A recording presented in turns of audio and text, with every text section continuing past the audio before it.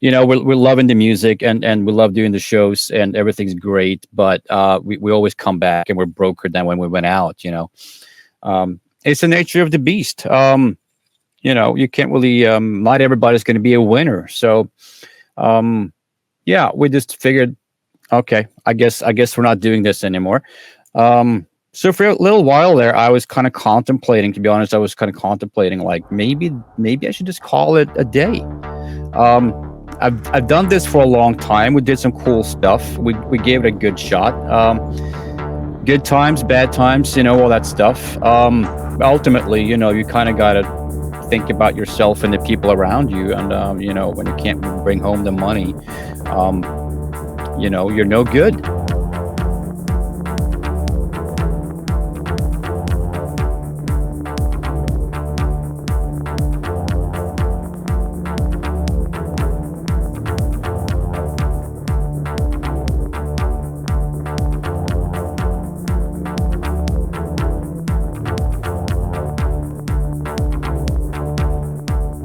Greetings, Legion, and welcome to episode 240 of Into the Necrosphere.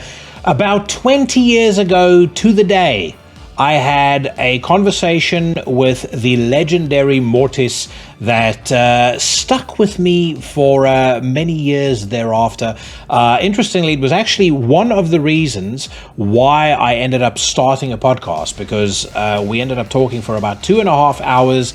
I had always thought to myself as I was transcribing that interview for Chronicles of Chaos, who I was writing for at the time, that a lot of the nuance and a lot of the energy was lost in the transcription, and I thought to myself, how cool would it be to be able to have let people hear what that conversation sounded like in person. That opportunity finally presented itself when Katie dropped me an email not too long ago, said, do you want to interview Mortiis? I said, hell yes, and he and I talked up a storm over the course of just over an hour, covering everything from the different eras of music in his career, through to just some metal talk. We spoke a little bit about the early days of the black metal scene. He was, of course, involved in Emperor, and he revealed why he very nearly gave up on music. He is an incredibly interesting, very forthright, very humble, and very entertaining guy. That is going to be coming your way very shortly. But before we get to that, the Shiva Hypothesis are a blackened death metal quartet out of the Netherlands. They put out a full-length in 2018 called Ouroboros Stirs.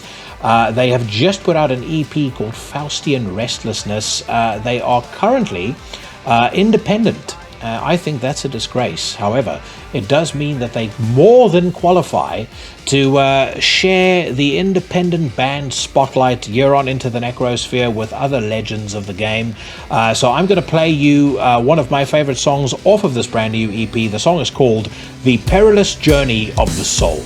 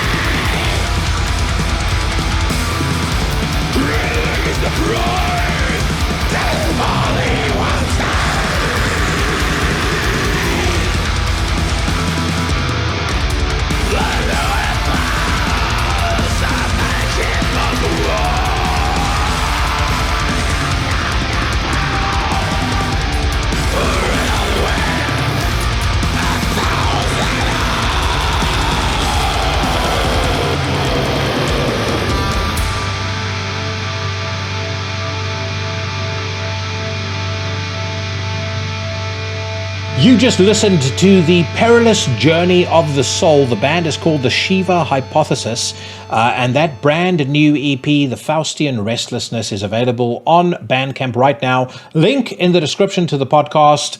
And of course, if you head over there and you buy yourself any music, you let the Shiva Hypothesis know who sent you. Friends, if you are new to Into the Necrosphere, and if the overwhelmingly positive response to last week's episode with King Fowley is anything to go by, then many of you are, and you have not already done so, all I ask is that you beat the subscribe button on your platform of choice until it begs you for mercy. You also need to ensure that you are following my fellow horsemen of the podcasting apocalypse, an elite unit of men dedicated to battling mediocrity wherever we find it by bringing you high-quality entertainment from Monday to Sunday. On a Monday, we've got the inimitable Brandon Legion bringing you an episode of Horrorwolf 666. Yours truly casts hexes and slays poses on Into the Necrosphere every Tuesday. Every Wednesday, Sensei Mike Hill of the bands Tombs and Scorpion Throne brings you another episode of Everything Went Black. We double your pleasure every other Wednesday when Cheyenne of the band Trivax unleashes another installment of Iblis Manifestations.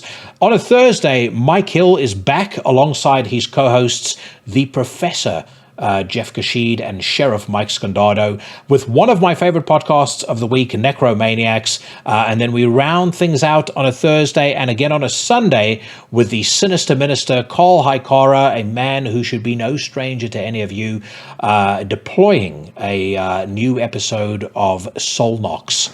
When I am done talking to Mortiis, don't go anywhere because the fun will just be getting started. I'm going to be talking about a couple of new albums that are flying high on my radar, including records by Deceased, Concrete Winds, Modern Rites, and Otherworld. I'm also going to be delivering a solo version of the news rant, solo for the first time in a while. But when I say solo, I by no means imply that it should be a lesser news rant. We're going to be talking about new singles by God Dethroned, Vulvodynia, Nasty Savage, Veilburner, and many others. I'm also going to be responding to a new interview that's just been released with Aaron Stainthorpe of My Dying Bride, where he sheds some light on the reasons why the band has been on hold for the last couple of months.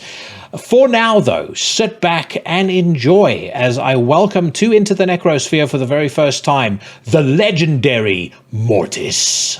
So Mortiis, like I was telling you, I suspect it is about 20 years ago that you and I spent a Friday evening talking for a website that I wrote for called Chronicles of Chaos.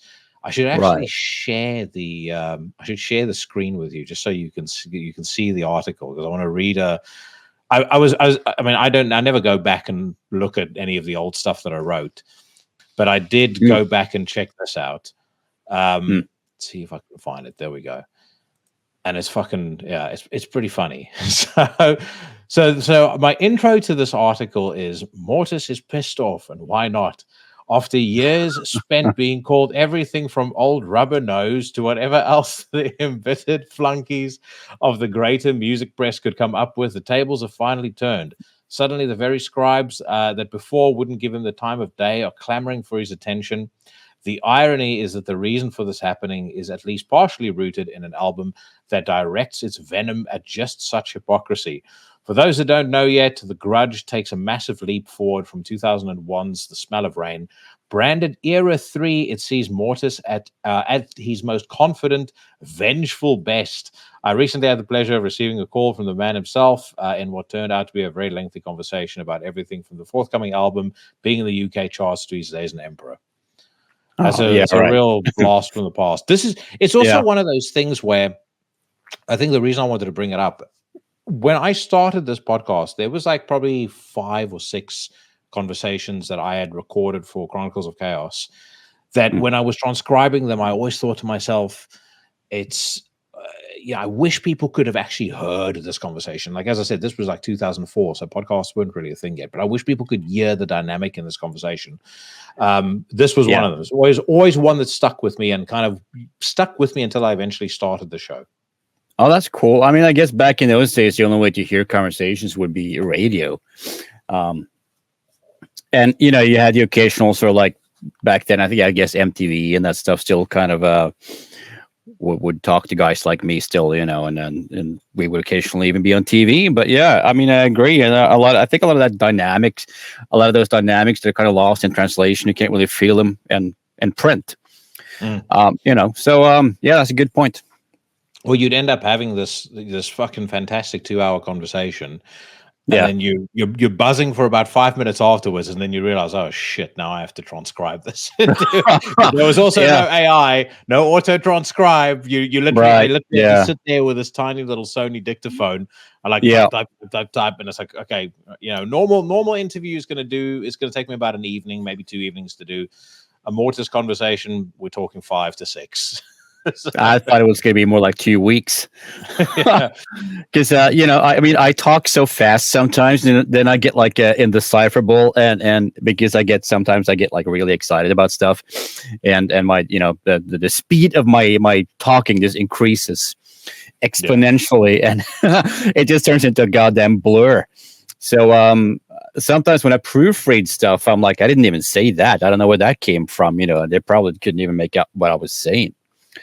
So I don't envy anybody that has to transcribe any recording with me in it. Now, let's ask with the most obvious question. How has the last 20 years been treating you?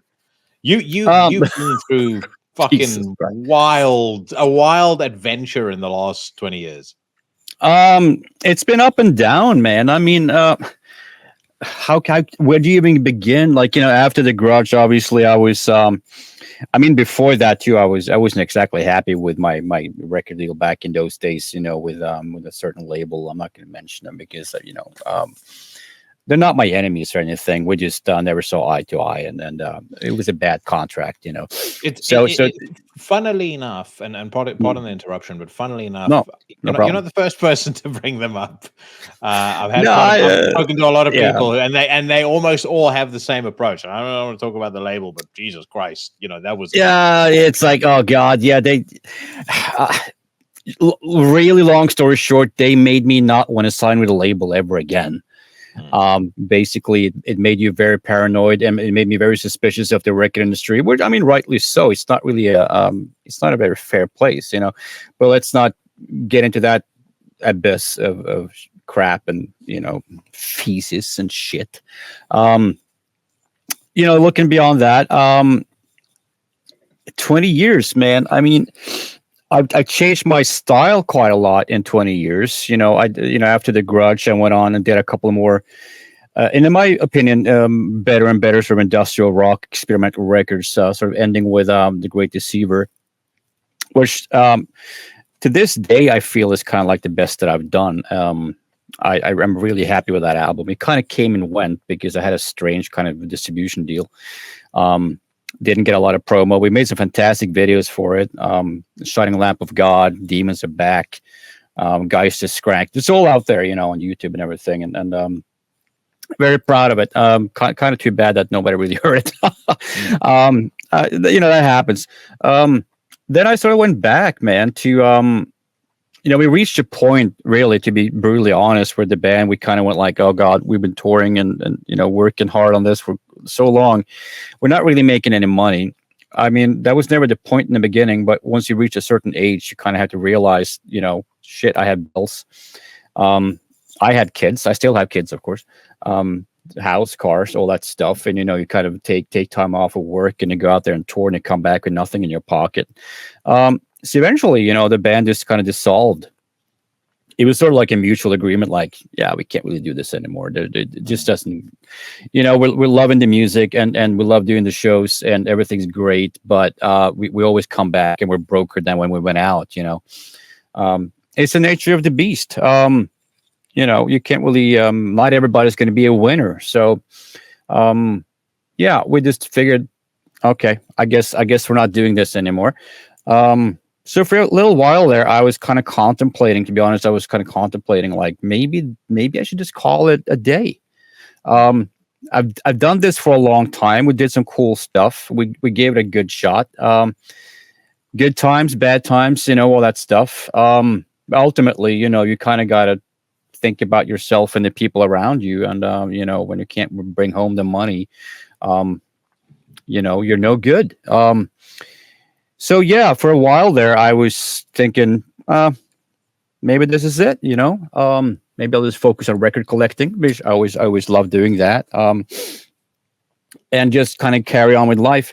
But of course, that only lasted about 3 or 4 months. And I just returned to making music. And the sort of catalyst for that was this guy that was putting together this Cold Mint Industry, I think a 30th anniversary festival.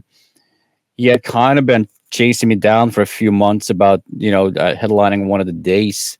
And I sort of turned it down every time. He kept increasing the offer. I kept turning it down because I wasn't really sure. I was a little like, well, I had been playing with the idea of starting with a clean slate, just doing something solo again, just getting rid of all the agents and the merch stuff. And the band members I never had problems with because they were kind of like on my side, they were just like me. But just starting all over, totally clean slate, no pressure, no nothing. And I had kind of been toying with the idea of maybe it would have been kind of fun to put the mask back on and see how that feels. So eventually I relented. I think it was like the guy's 3rd or 4th offer, and it was starting to look pretty good. And I was like, yeah, okay. I always knew that if I was going to do something, don't think about it too long because you might just chicken out. So I just figured, okay, I'm not going to contemplate this too deeply because I might just get cold feet. So I was like, okay, I'll do it. I committed. It was announced, and now I have to do it, which to me is always kind of like an exciting feeling. You know what I mean? So yeah, I announced, I think this was 2017 or 2018, that I was going to do like an Era 1 type of show, back to the basics, and I was going to perform my second record. And at that point, I didn't even have, because when you're up there alone, you got to have some backing tracks and stuff like that. You can't do all of it at the same time. Yeah. So it was that it was kind of like I don't know. It was a bit of a gamble for me when I just said, okay, let's do it, and just announce it. I had nothing. I think the show was like 5 months away or something like that, and I had literally nothing. I had to sit down and just create the show from scratch and just start re-recording all these tracks to have up there as backing tracks. And that's when I actually started to reinterpret the whole record, that second album of mine. And because as soon as I started laying down those old tracks again, I started hearing all these new melodies on top of everything. And my nature is in a way where if I get ideas, I have to try them. Otherwise I can't sleep at night. Like, what if that could have been the one that could have been the best thing ever, and I didn't try it, why? So I always have to do that. And it just ended up being like 50-50 new album, 50-50, re-recording of this old 1994 record. And that's how this sort of second, this sort of second reality of Mortiis kind of started, where I just went full circle, I guess, and got back into this whole sort of, today it's known as dungeon synth. It wasn't really what we called it back in the day, but I guess that's what it's known for now. So I got into that whole thing. Say, which is, yeah. I mean, you are one of the true originators of that style. That's what they say. I mean, I never claimed to be. That's what they tell me. That's what they tell me. And some people thought I was just going back into it for the money, which isn't strictly true. I mean, I got back into it because I actually found out that I didn't want to be without music. I tried not making music, like I said a few minutes ago. That didn't work. Because, at the end of the day, this is really the only thing I know how to properly do. To be that Mortiis guy. I'm not a great musician, so I can't sit here and say music is the only thing I know how to do good, because I don't think I'm a good musician, but I think I'm really good at being Mortiis, and Mortiis is kind of cool. So it's my identity, I don't. It would have never. I don't think it would have worked for me to never go back to music. Maybe it would, but I tried for 3 or 4 months, and it was weird. You know what I mean? But it would probably have always have been something that's in the back of your mind, bugging you if you didn't do it again. Yeah, I mean, I remember when we spoke. I mean, I two things I remember. Number one, you're very adamant about the fact that you were never going back to the quote unquote dungeon synth stuff. But you were really, really high, really excited on what you were doing with the Grudge, and rightfully so. Rewinding to that album, it obviously happened subsequent to our conversation. But were you surprised when that record got kind of pulled into the national? It's like the National Norwegian Archive, right? So that it's available for listening to the public for free. Well, that was. I mean, Norway has a lot of these sort of government grants and funds, and I don't even know the English words for it, but one of those sort of things that they do is that they'll buy, I think, like 500 copies of an album and put it into like public libraries and other places, in the music sections there. And I don't know if they still do that because things have changed so much in the last 20 years. I mean, nothing's physical anymore, really, So I wouldn't be surprised if 90% of all libraries have closed down by now. And if you want to go out and get a book or something like that, you got you download it. You know what I mean?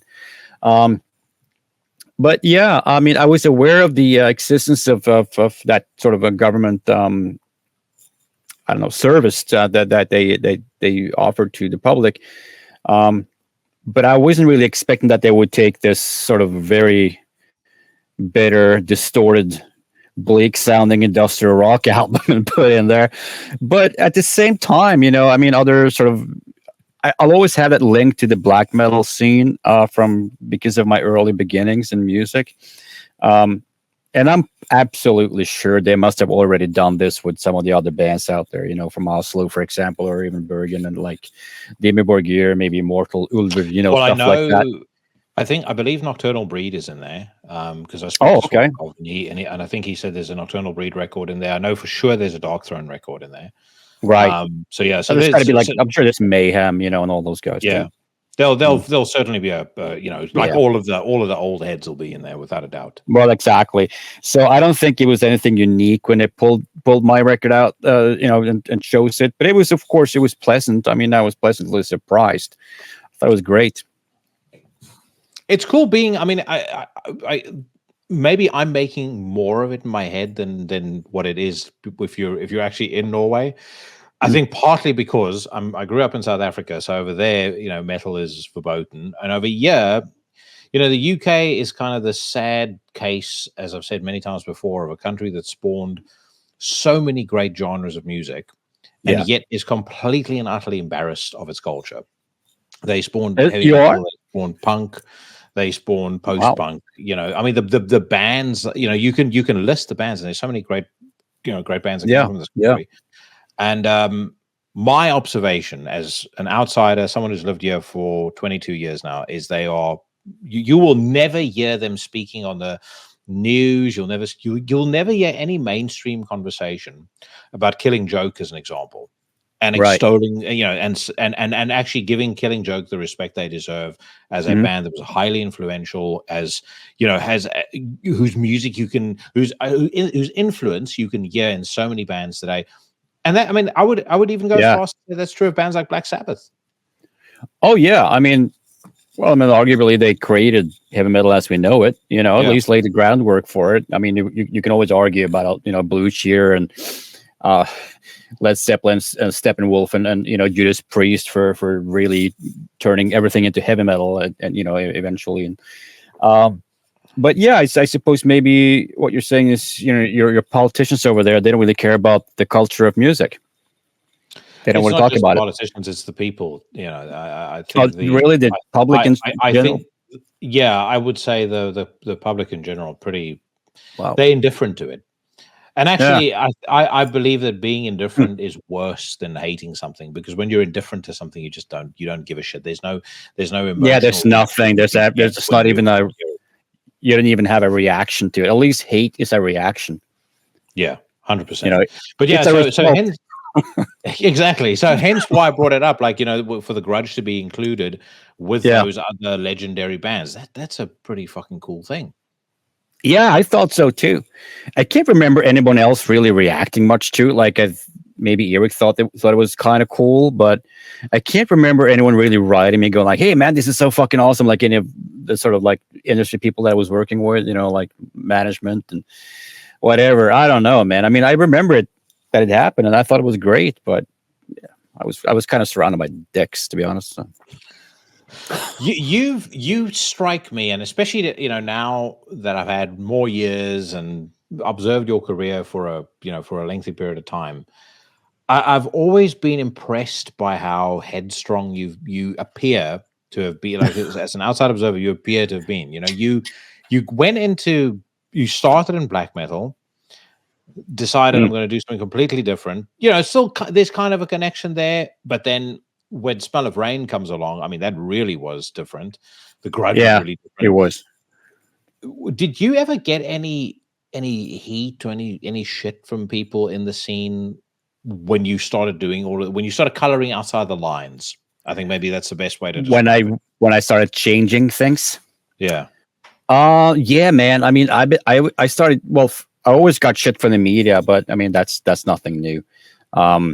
That I was almost like headhunted as being this sort of goofy troll guy while they were obviously worshiping Slipknot, But we all know where the advertising money came from, It didn't come from Mortiis. It came from other masked bands who were way, way, way bigger.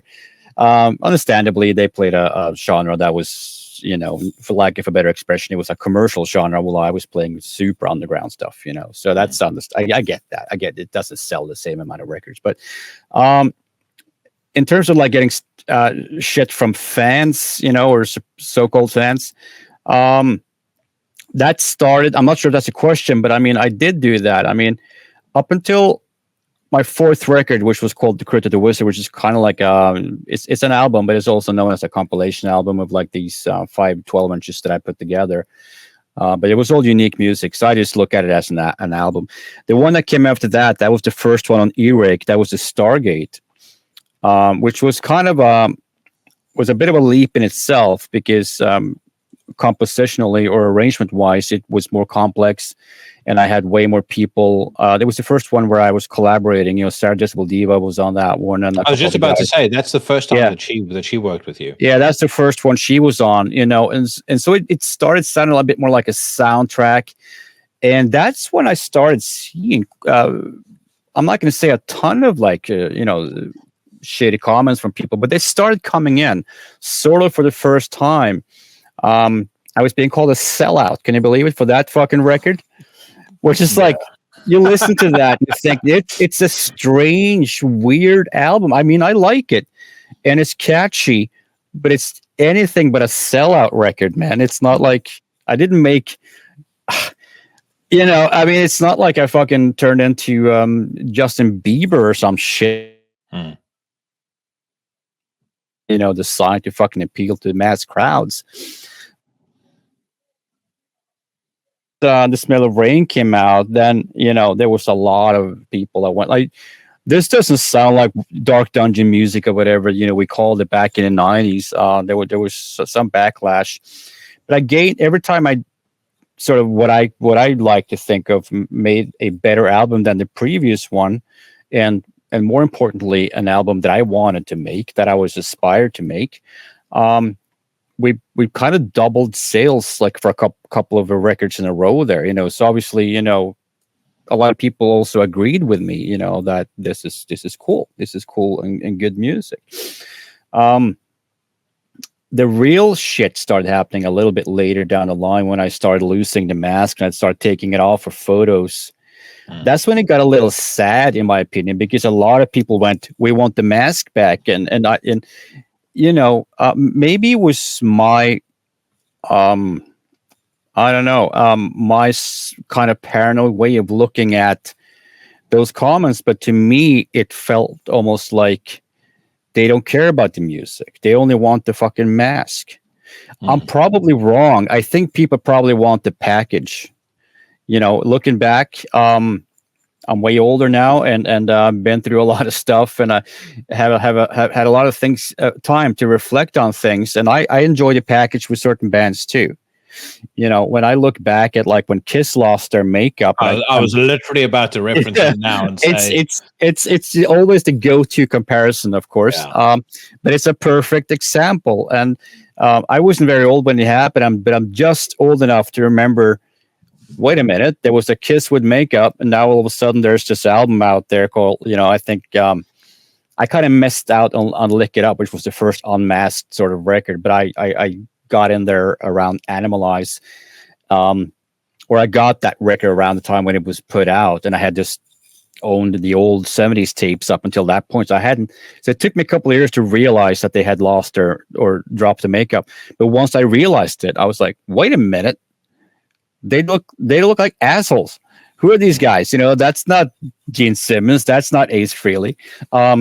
So it was, so I get it. You want the whole experience. But at the time when all I could see were people just bitching about the mask being gone, I'm thinking like, well, fuck, man, are you here for the music or are you just here for the fucking photos?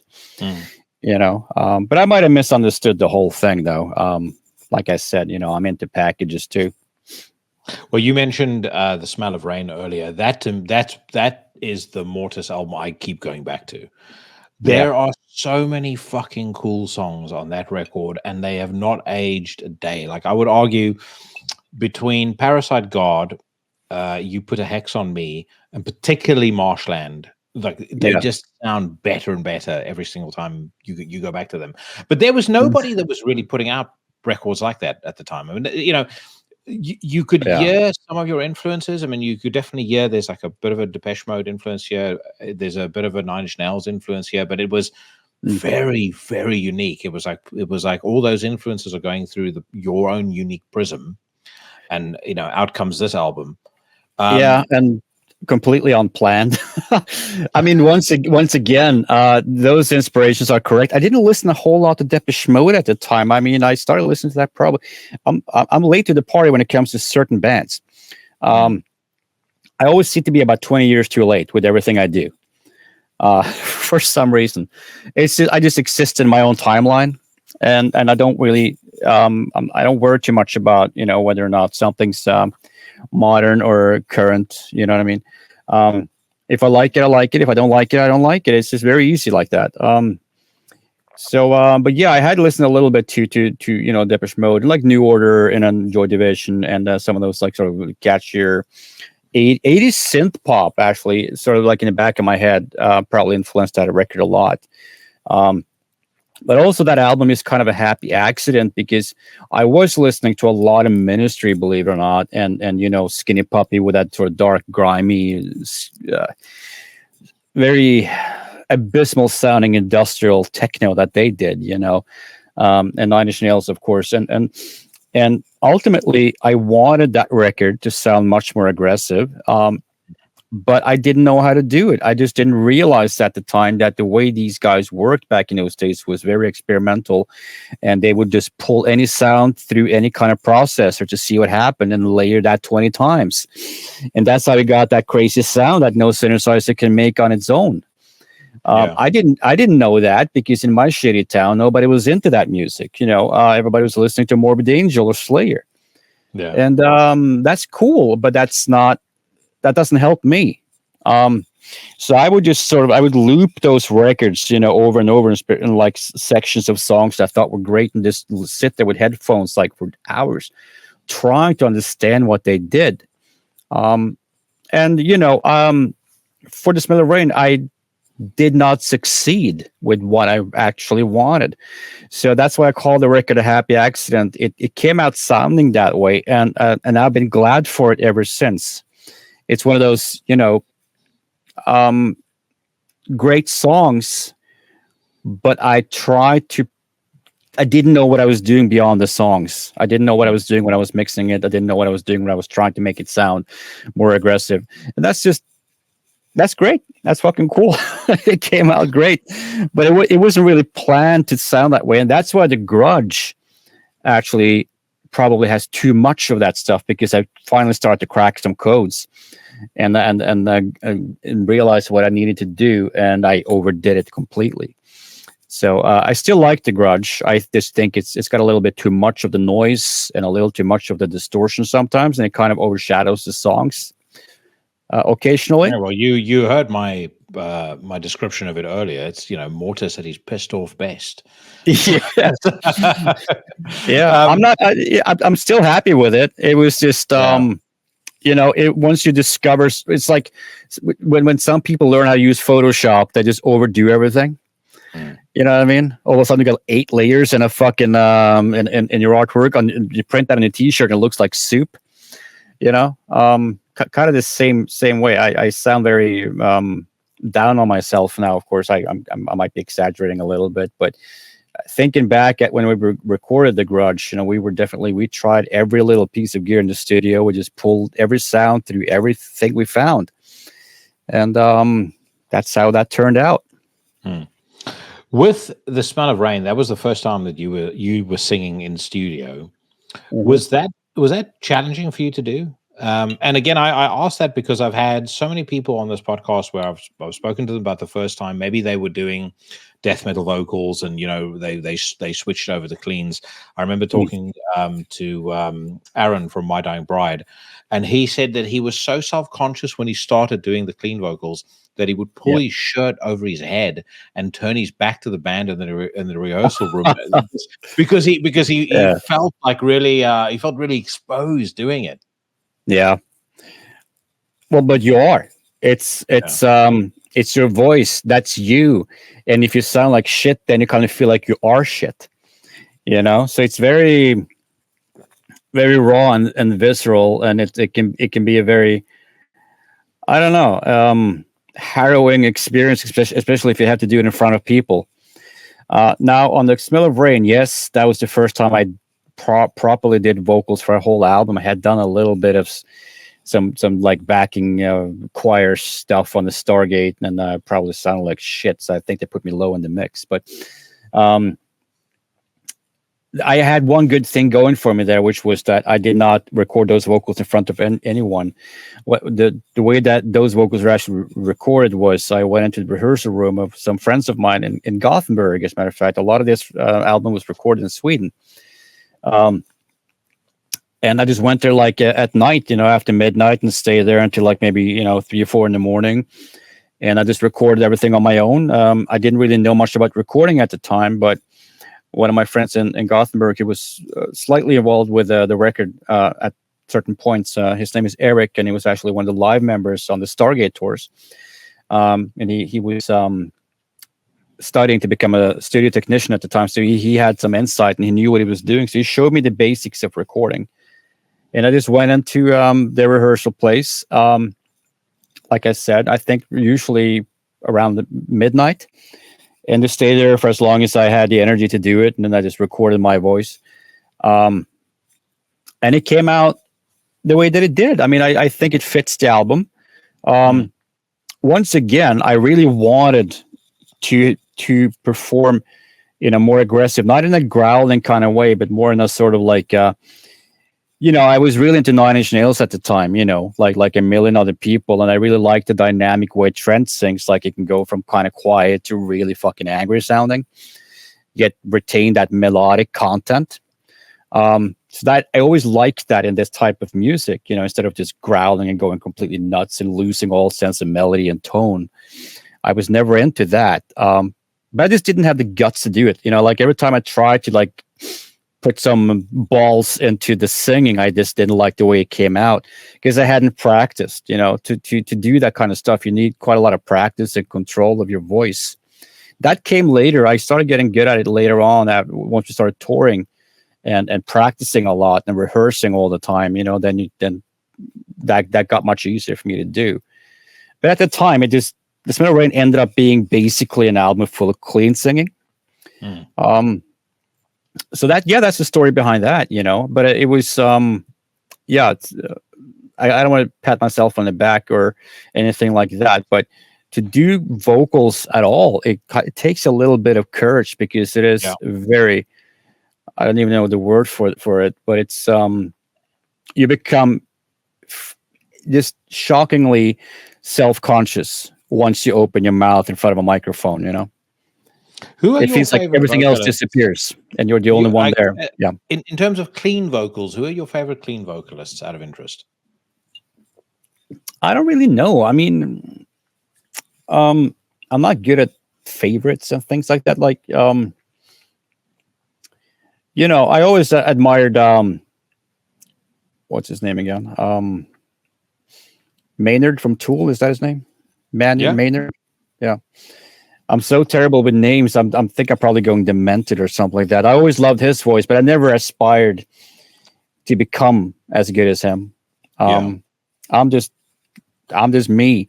But I always thought he had a great voice. I always thought Trent had a great voice for that specific kind of music. Same with Al Jurgensen, although he is more of a growler. But I mean, he kind of has that cool middle ground where it's not really. He's not a metal growler in my opinion. He's more like he's Al Jurgensen, like Lemmy kind of thing. Yeah, punky, he very much is the industrial Lemmy, and I think I mean, unfortunately, like Ministry for a period of time was my favorite band on the face of the earth. I really don't like the last couple of records that he put out. I feel that it sullies the legacy of the band. Like they're so I wouldn't from that. I think that's quite a strong statement to make, but I really do mean it when it comes to Ministry. Like for a band that I've loved for such a long time in my life, to hear the crap that he's putting out now, it breaks. I haven't heard the latest stuff, to be honest with you. It's awful. But you go back to Psalm 69 and listen to a song like Just One Fix. There's it's so unique. There's so much rhythm in his voice. There's the timing in his voice is quite specific. The sound, the inflection, the way that he was writing lyrics, just everything about that song is fucking perfect. Perfect. I think he probably needs to go back on drugs. Well, you said it. I've made this comment a couple of times. It's like unfortunately he's one of these dudes that when he was on heroin, the quality of his lyrics was way better. The quality of his music was way better. That is dark, man. It's like I'm sorry, Al. You got to go back on the junk, man, because it's just not working out. Like that scene on The Sopranos where the guy is like recording a song and it's not working, and eventually Christopher Moltisanti gets pissed off and gives him the cocaine, or I think he gives him heroin. He says, "Spike up." So, come back in an hour. But Trent Reznor, I'm with you on that. I've spoken about him many times on this podcast, and again, subsequent to our first conversation, the things that he did. If you look at the score that he did for The Social Network, and frankly, many others that he did, Gone Girl. I mean, even the Teenage Mutant Ninja Turtles score is fucking fantastic. I actually went and saw that movie. Not entirely voluntarily, but I ended up in the movies looking at it, watching it, and I thought it was going to be like more anime. I didn't think it was going to look the way that it did. I was a little surprised. I thought when the movie started, I thought, oh, this is probably like the intro, and then it's just going to look different. But it is 45 minutes in, you're like, I'm like, I think this is the movie. But you could totally hear it was his stuff, and I still have a theory he must have gotten paid a fuckload of money to do that one, because it's just it just doesn't seem like a fit. You know what I mean? No, but then again, I mean, why? I'm sure he must hate this hearing that, because it basically means he's getting typecast, and I'm sure he doesn't like that. So, but I mean, my personal theory is that he probably did it because, fuck, I can. Who's going to stop me? And why not? And number two, there's probably a lot of money in it, because, Teenage Ninja Mutant Hero Turtles, that was a big deal back in the 80s, and I'm sure there was quite a lot of money involved in this project. Yeah. So, well, I mean, I think you can look at it from that perspective, but you could also think about it from the point of view of he has done and achieved so much in his career. Yeah. Maybe he's kind of getting bored, and he's getting to a point where it's like, I want to challenge myself. Like, give me a kids movie, or give me a romantic movie, and let's see what I can do with that score wise. Well, maybe I'm just being deaf, but I just thought it sounded like another cool Trent Reznor production. Well, so I completely agree with you. I Yeah. remember hearing the score, and it's like, it's really weird because this is going to be a kids movie, but this is so fucking blatantly his writing style, his vibe. It's like, Yeah. wonder how that's going to work. So, Well, it was a lot of drums, wasn't it? It felt like there was a lot of drumming going on there. yeah. Yeah.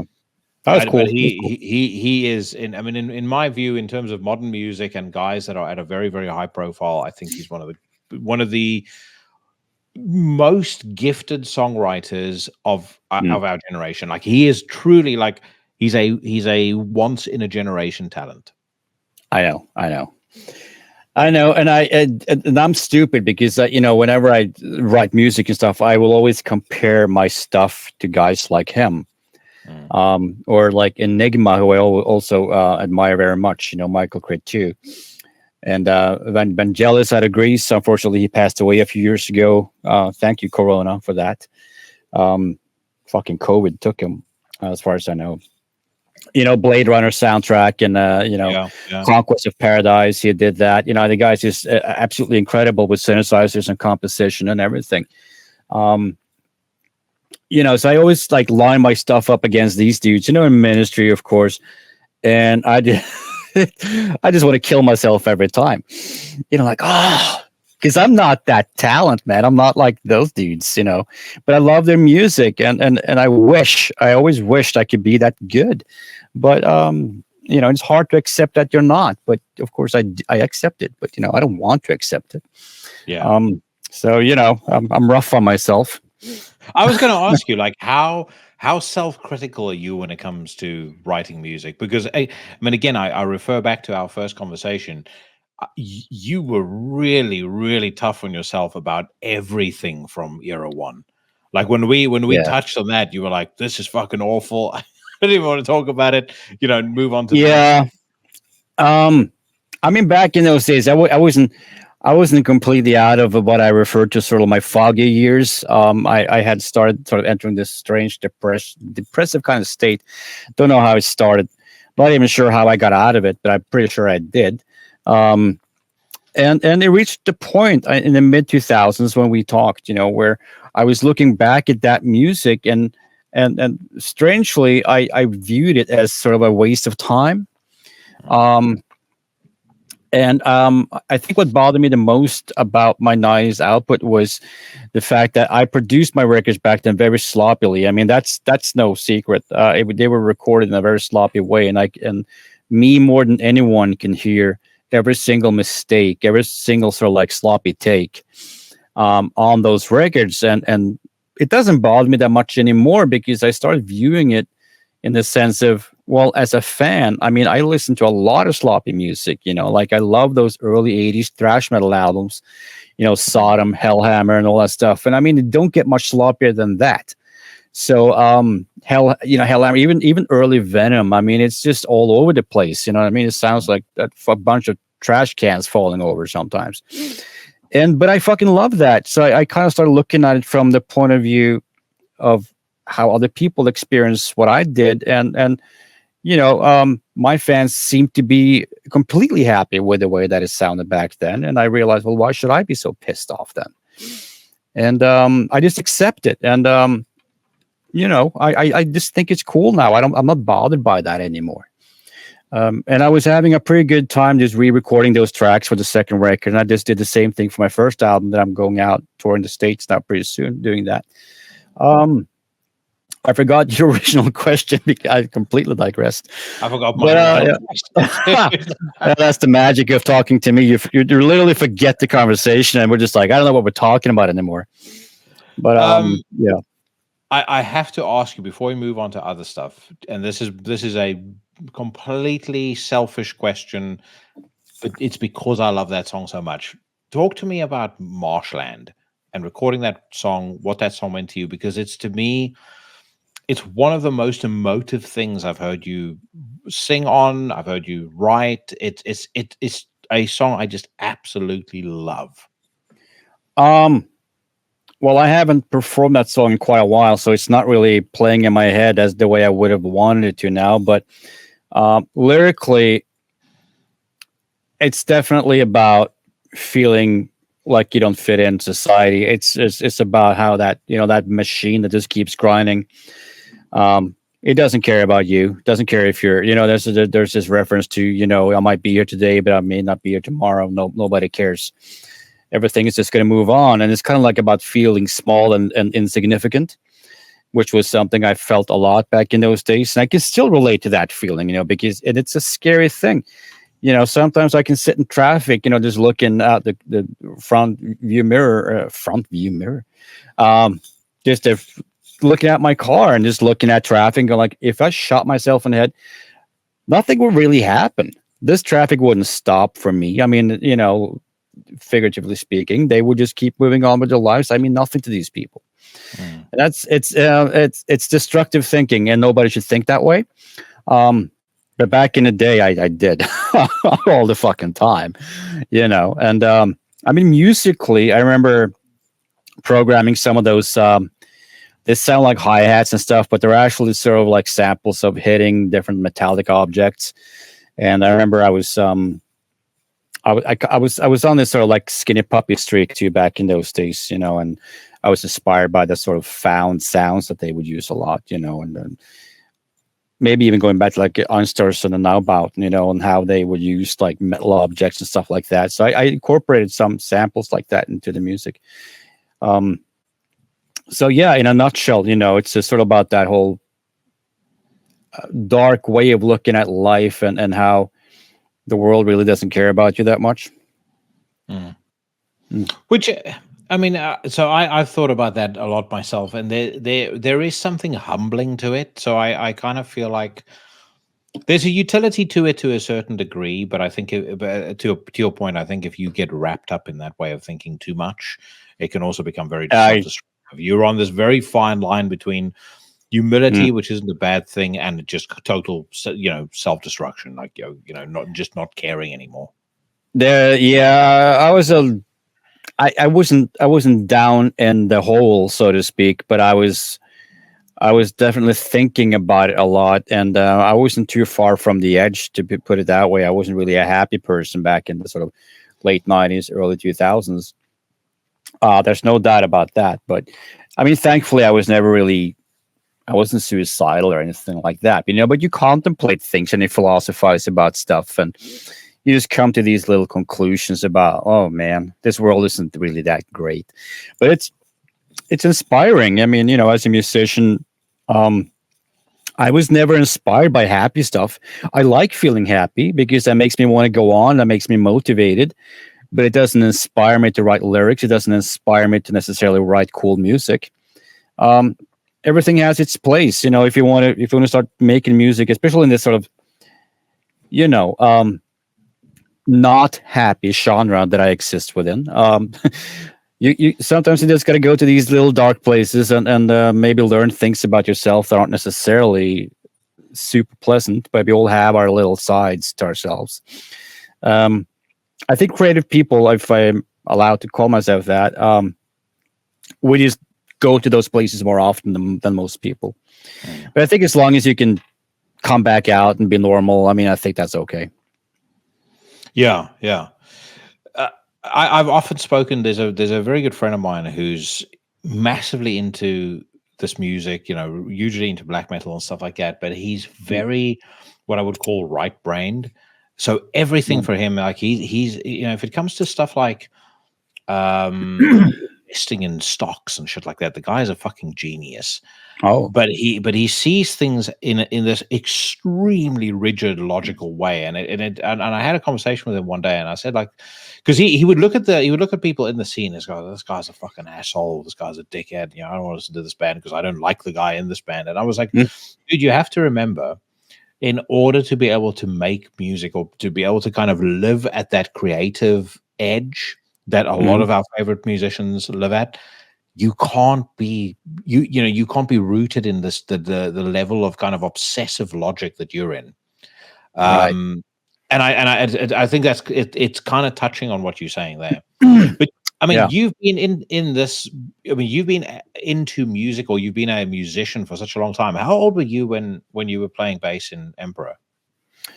Well, Ishan and Semoth had started they had their own bands before Emperor. And I knew both of those guys. I'd known Ishan since 1988 or something, and Semoth since 88 or 89.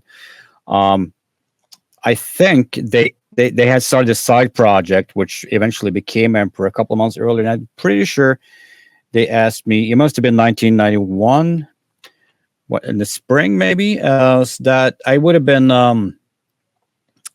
been 16, I think, when I joined.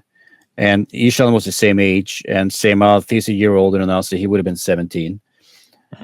Yeah, we were just young teenagers. We're basically, my daughter is 16 now, so it's kind of like she would have joined like a metal band right now, man. She's not. Could you imagine her joining a metal band, right? Especially a metal band in the Norwegian black metal scene at that time, dude. If knowing what I know now, I would have locked her inside. There's no fucking way I would have let her go into that kind of fucking. That was crazy, man. I don't envy my parents a second of what they had to go through. When that shit hit the fan a couple years later. Yeah. Jesus Christ. And we were still only like 17, 18, 19, when everything fell apart. So, there was a set of parents out there that really had their work cut out for them. I mean, my parents were fucking shit in their pants, How deeply involved in the scene were you, like in those early days? I mean, musically, I was involved deeply, and I didn't really do anything that was illegal, if that's what you mean. Well, I'm kind of thinking more like, were you, one of the dudes hanging out at Nesseblot, chilling? Well, Nesseblot didn't exist at the time. I'm sure you mean Helvete, which was the original store. Yeah, that Euronymous zone. We were in there like loads of times, hung out there and stayed there for the weekends and did the parties, and we went to shows together and all that. And I knew Euronymous pretty well. He was a cool guy. I see a lot of times when images of him are posted on social media, there's this crazy amount of people that's giving him a lot of shit.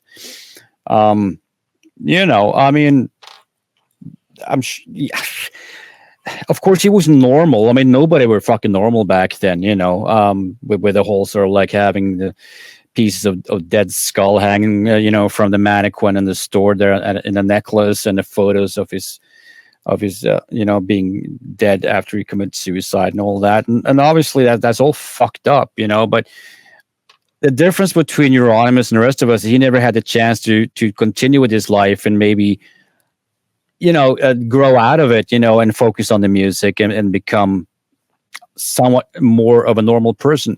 So his legacy will always be sort of cemented in that extreme person that he was at the time. But a lot of us were kind of crazy back then, and if certain other people had died at the same time, they probably would have always been known as being super extreme and never had that shot at living for another few decades to kind of, prove to the world that you're not a psychopath, So, I think he deserves better than what he's getting sometimes in social media. What's your favorite memory from that era? When we rehearsed with Emperor, right across the road from where we rehearsed, it was like in the basement of an old youth club. There was also a small church, and I've told this story a few other times. And there was like what do you even call, like a mass or a congregation that was that they actually had. We probably rehearsed on a Sunday, so it would have been like a sort of a service, And I don't know how many people were in there, but it must have been a good 50 or 100 people. It was a small church.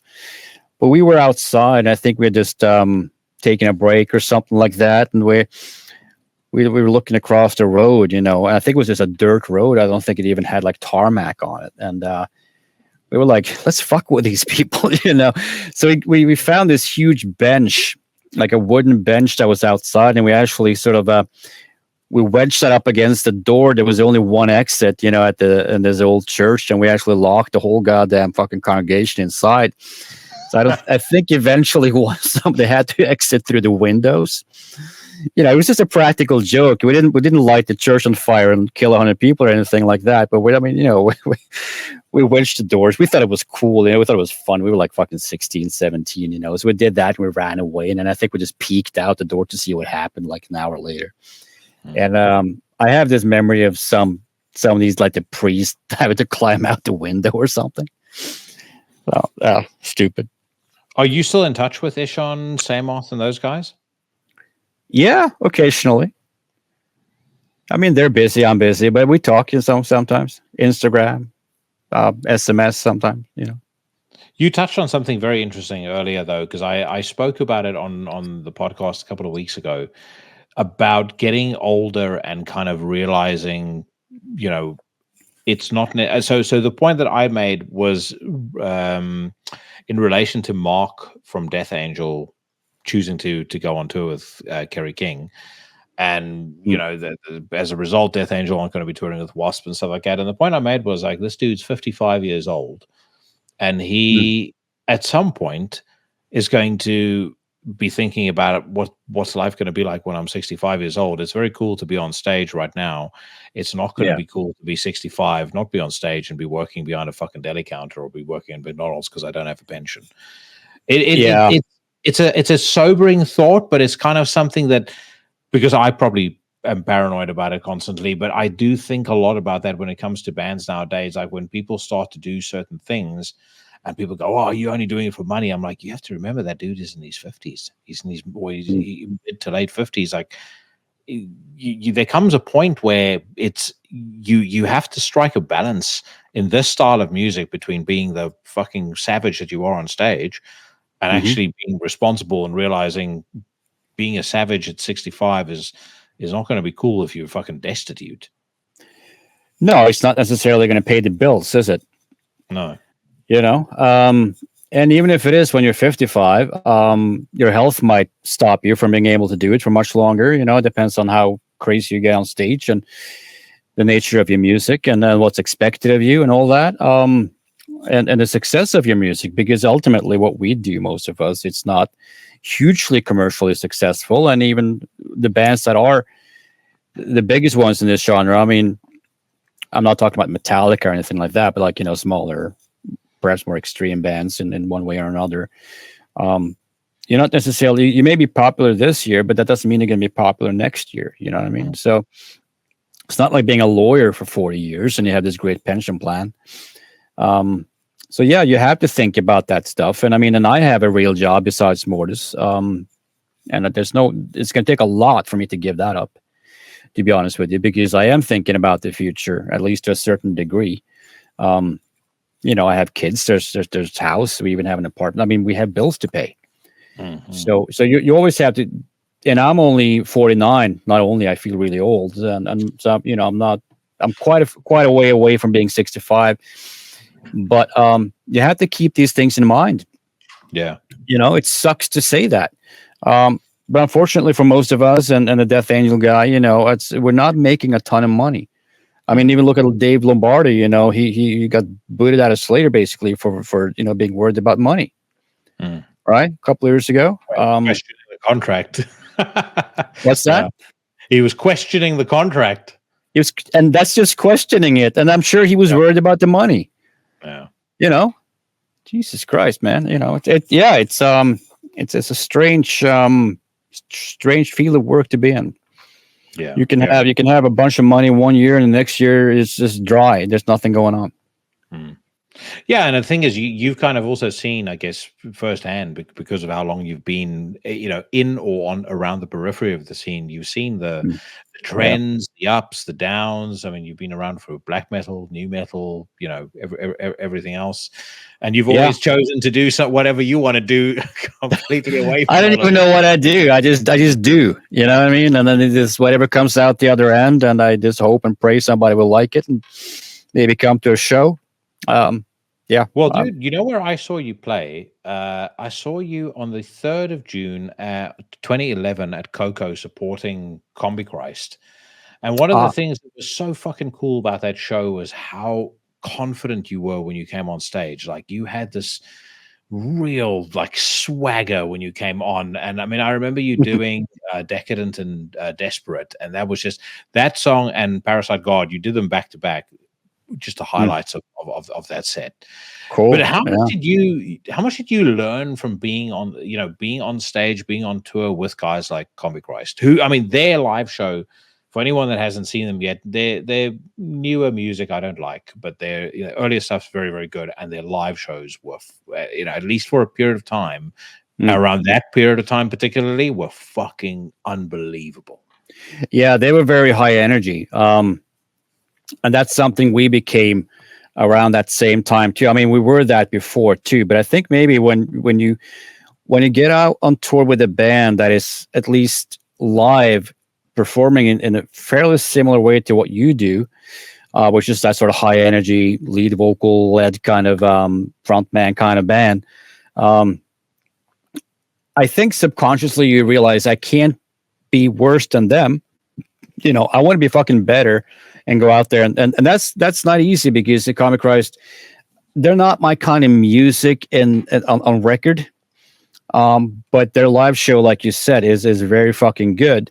So it really kind of it gave us a standard to live up to, and I think we did a great job there.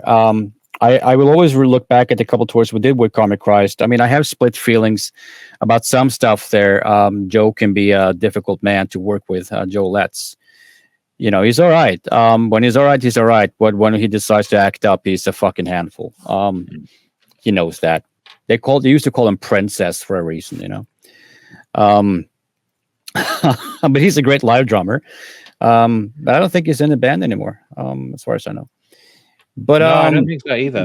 They were always, I mean, that was one thing that I always thought was fucking cool about them is, especially when they play those old songs off of What the Fuck Is Wrong With You People and Everybody Hates You, when they have the live drums going over the electro drums, it just always sounded so unbelievably impactful to me. Yeah. He's a hard hitter. Yes. He always hit those drums really hard. I mean, he used to be one of the stars of the show because he was, I mean, fucking, beating the dog shit out of the drums, and he'd kind of be throwing his drumsticks up, after every song, and he's got the next set going. And the old trick of pouring water on the skins, and then when you have lights putting out the drums, it looks fucking great. Like Blue Man Group, they do the same thing, but they put that blue water in it. Yeah. I'm pretty sure they did that. So that's a good trick, man. That and all the cornstarch we used, the amounts of cornstarch, that was all stolen from Fields of the Nephilim back in the day too. Yeah. Rolling in cornstarch backstage. They made a big mistake, I think, adding in too much guitars after making Monsters. Really, from We Love You, it's just been a downward spiral for that band. I remember on the second tour we did, which was a shorter tour, it was only like 10-15 shows. They had super tall guy. He was very nice, really friendly. Abby, I think his name is Abby Nex or something like that. On guitars, and you could tell that Andy, I think he wanted to take Combi in a more sort of metal oriented direction. I'm not sure if that was a natural thing for him to do, because ultimately I don't think he grew up as a metalhead. And, the metal scene is very, very much a feel, you need to have it in your genes and sort of understand the whole mentality. It's very hard to understand. Yeah. But if you don't have that background, I'm not sure, and I could be wrong, but I'm not sure if you're going to come across as authentic. So maybe that's what made it not really work out 100%. But I mean, it's all a matter of taste, though. You know what I mean?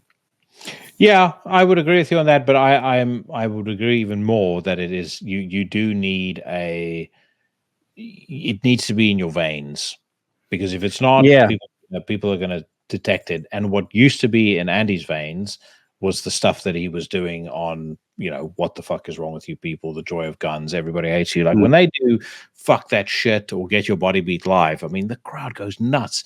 And the thing is, even like I watch videos of them play now, like I see them do some of the new songs, the crowd seems to be pretty like, oh, well, we get this shit over with. So waiting for the classics. Yeah, 100%. Yeah. Waiting for the old sort of Nitz or Ebb stuff. Yeah. But just, again, point to make on that show, Decadent and Desperate, when you guys did that live. I mean, that was fucking great. And that you touched on it a little bit about growing more confident as a vocalist. If ever there's a song that kind of shows the leap from Smell of Rain to, you know, what you became on the Grudge, that's the tune.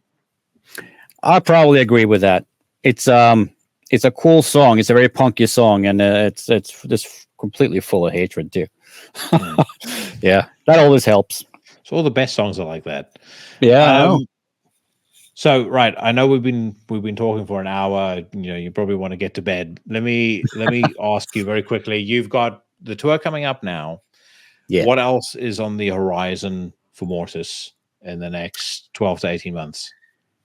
Okay. I mean, so there's a tour coming up now in a couple of weeks. That's over in the US. That I'm doing my first record there. It's another one of those sort of nostalgia trips, I guess you could call it. We recorded all the tracks for it, and it sounds way heavier. I mean, I actually made my first record sound heavy and subby and beefy. So that's kind of exciting to me because I like that.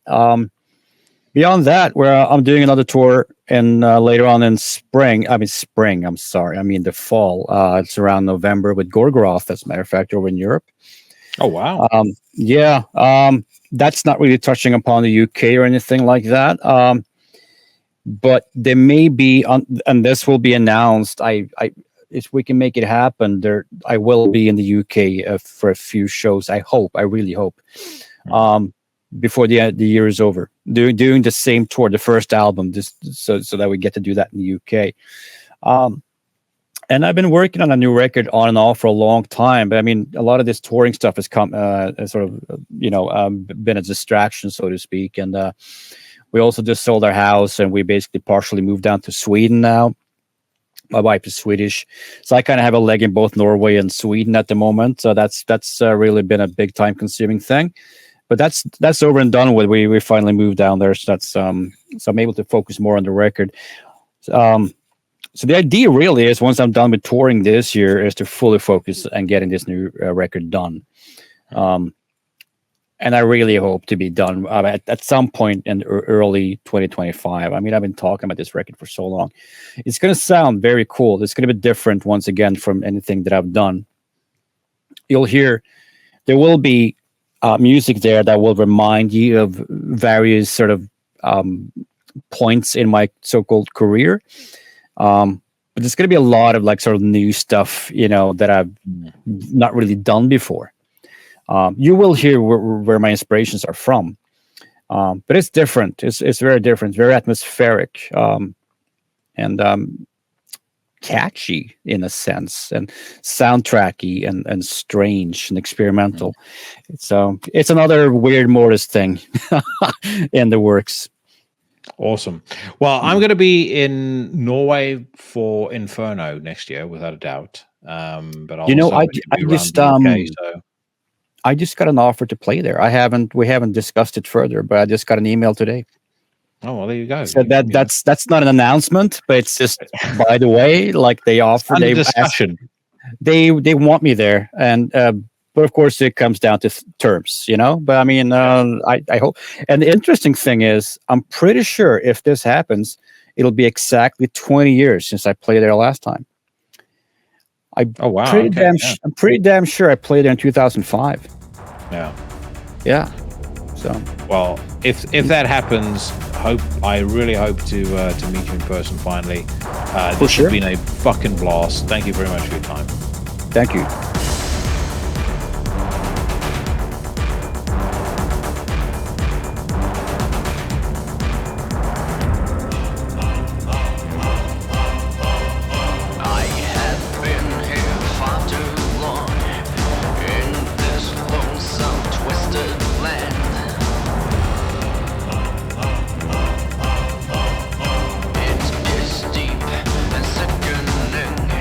I have to find my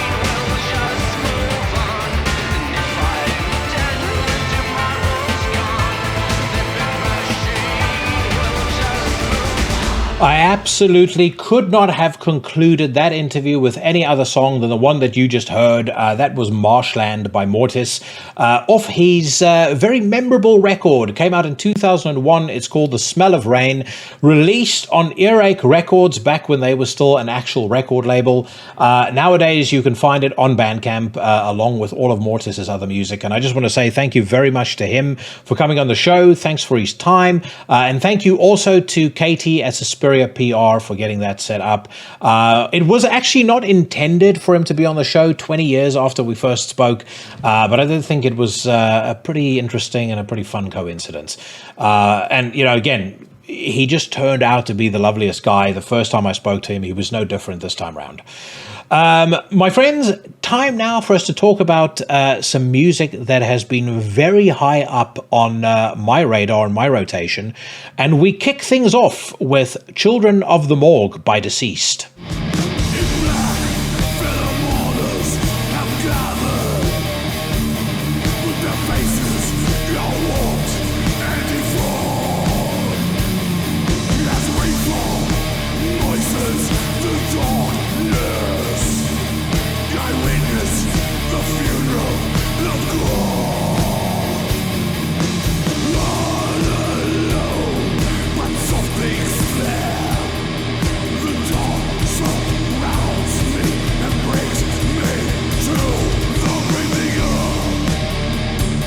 Released on August the 30th, this past Friday by Hell's Headbangers, featuring the legendary King Fowley, who happens to be one of my favorite Into the Necrosphere guests of all time on vocals. Children of the Morgue is officially Deceased's 9th full-length album in a career that has spanned nearly 4 decades. You definitely will not be able to tell when you listen to the album, though, just based on the sheer quality on offer. This does not sound like a bunch of old men.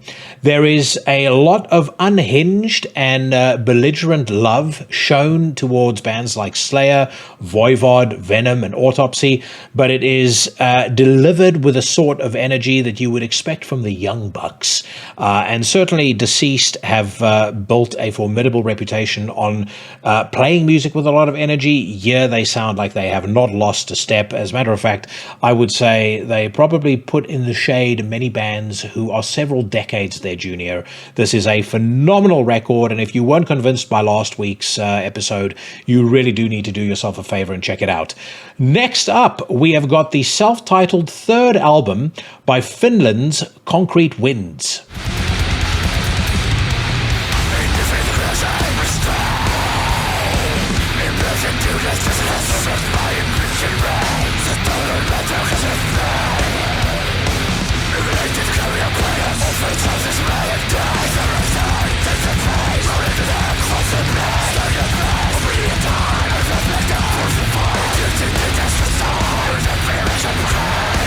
I spoke a couple of weeks ago about Concrete Winds. It was actually the archdeacon of the Necrosphere himself, Marco of the band Stellar Master Elite, who has been crowing about this band. Really, every single time that I log on to Facebook Messenger, there's something there saying, check it out. It is ironic and perhaps slightly unfortunate that this new Concrete Winds record should share a release date with one of extreme music's other leading purveyors of violence, Nails. It does mean that there will be inevitable comparisons here, and in my opinion, those comparisons don't necessarily fall in Nails' favor. As a side note, I do enjoy the new Nails record, but where that album comes at its, or delivers its violence through more of a hardcore lens, Concrete Winds definitely leans more towards death metal. As a matter of fact, I mean, I think you could probably call this new Concrete Winds album death metal quite comfortably. There's certainly influences there, particularly by bands like Morbid Angel, but you know, this new installment in the Concrete Winds canon is every bit as aggressive, marauding, and hateful as Nails. And I think because it feels, or because it's more varied, I think it ends up being a little bit more memorable than Nails, which is why out of the two, I tend to prefer this one. If you are after 25 minutes of face-searing spite. You definitely need to get this record as soon as possible, and it is available right now on Sepulchral Voice Records. Up next, we've got Modern Rites with Endless.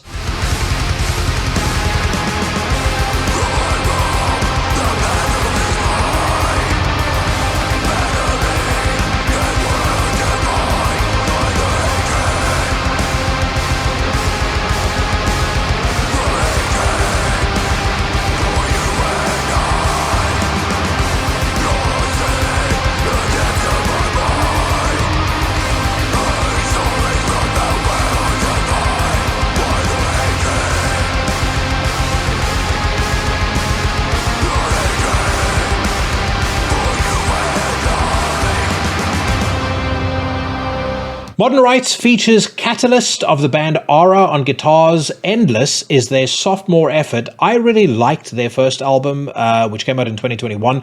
That album was called Monuments.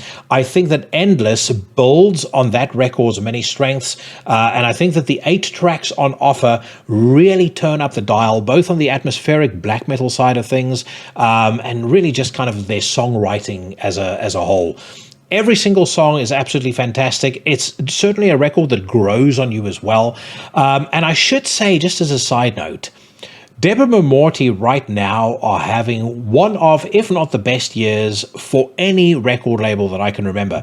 If you imagine that this year alone, they've put out new records by Ecclese, Ulcerate, Selfst, now adding to that Modern Rites, as well as the next band I'm about to talk about. I mean, you name a label that has had a more insane year in the last 2 decades than Deborah and Mortiis. Now, I mentioned the other band. That other band is Otherworld. They've got a brand new album out called Tenebrous. I spoke about the first single released off of Tenebrous on the news rant a couple of weeks ago. As those of you who watched that would recall, it absolutely knocked my socks off. There are similarities between Otherworlds and Modern Rites in the fact that, you know, on paper you can describe their music as atmospheric black metal, but there's quite a significant contrast in approach. I think Otherworlds is a bit more aggressive, and they also splice in at strategic points. I shouldn't actually say splice in, blend in at strategic points. Slower, doomier sequences. They make use of really, really effective, clean vocals in a manner that is absolutely captivating. In my opinion, it is borderline criminal that Tenebrous is getting so little attention from websites and really from other podcasts as well, which is why I wanted to make sure that I highlighted this extraordinary album to you. And also, one of the reasons I'm about to scrub your little eardrums with a track called Agony Exhaled by Mist.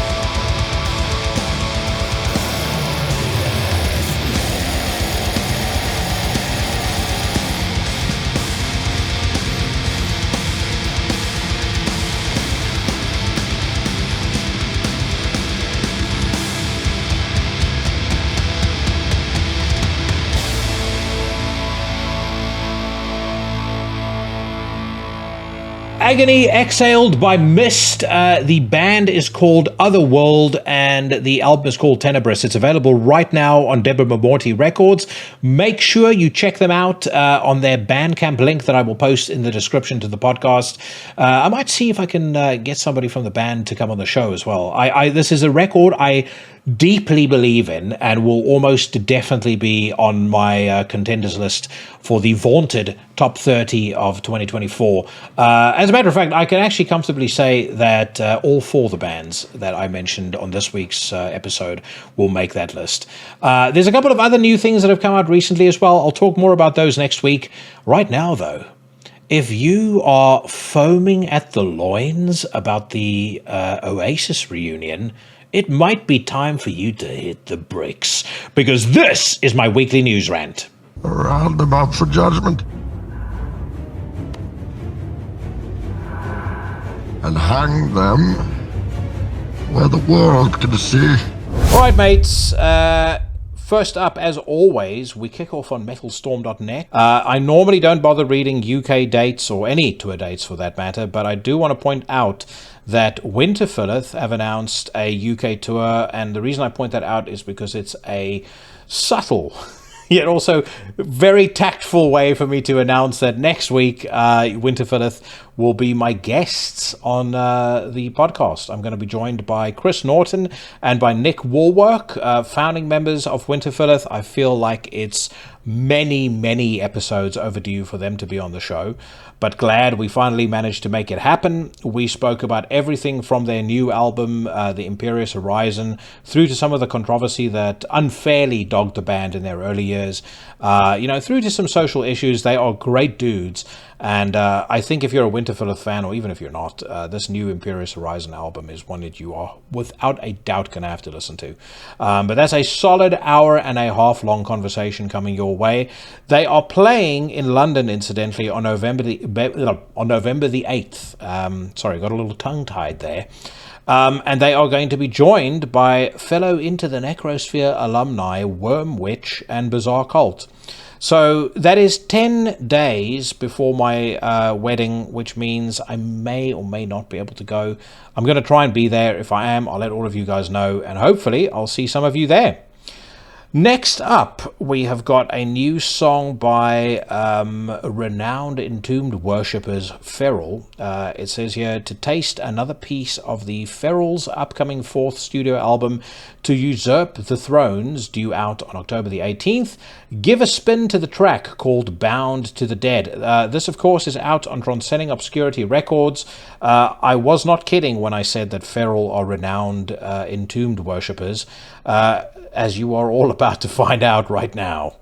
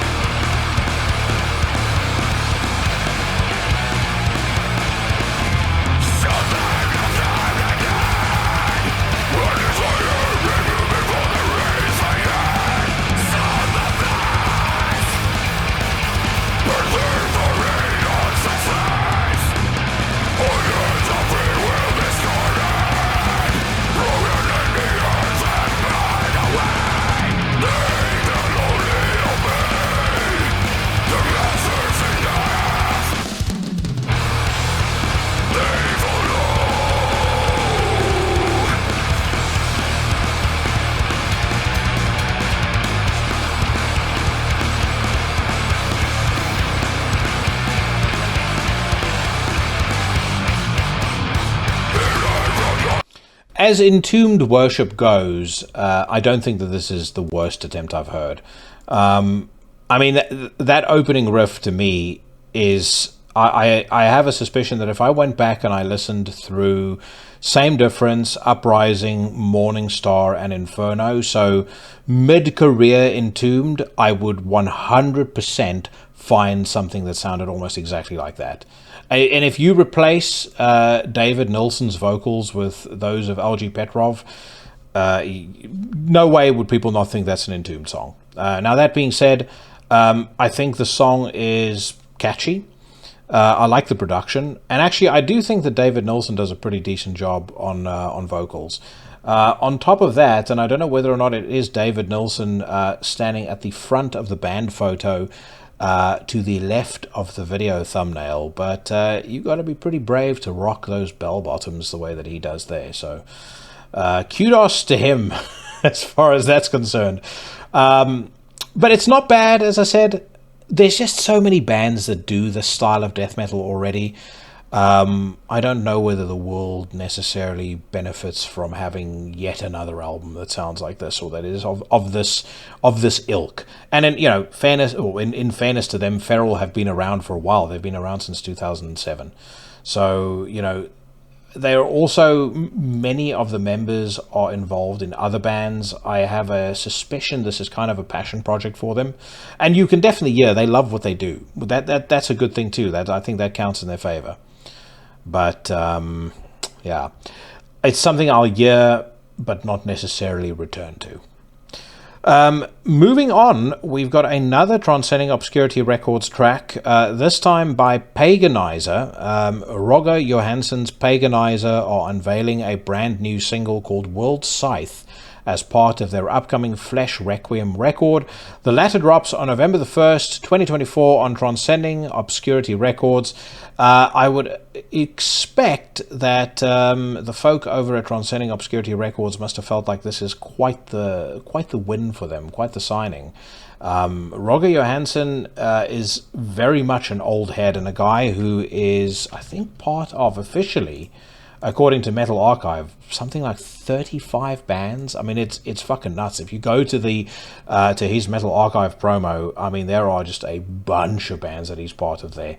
Battle Axis, Pile of Skulls, Revolting, Rib Spreader, the list goes on. Paganizer themselves have been around for quite a long time. The band have been going since 1998, and they have got about 13 records out now. That being said, I've never been overly impressed by their music, so let's find out whether World Scythe can change my mind.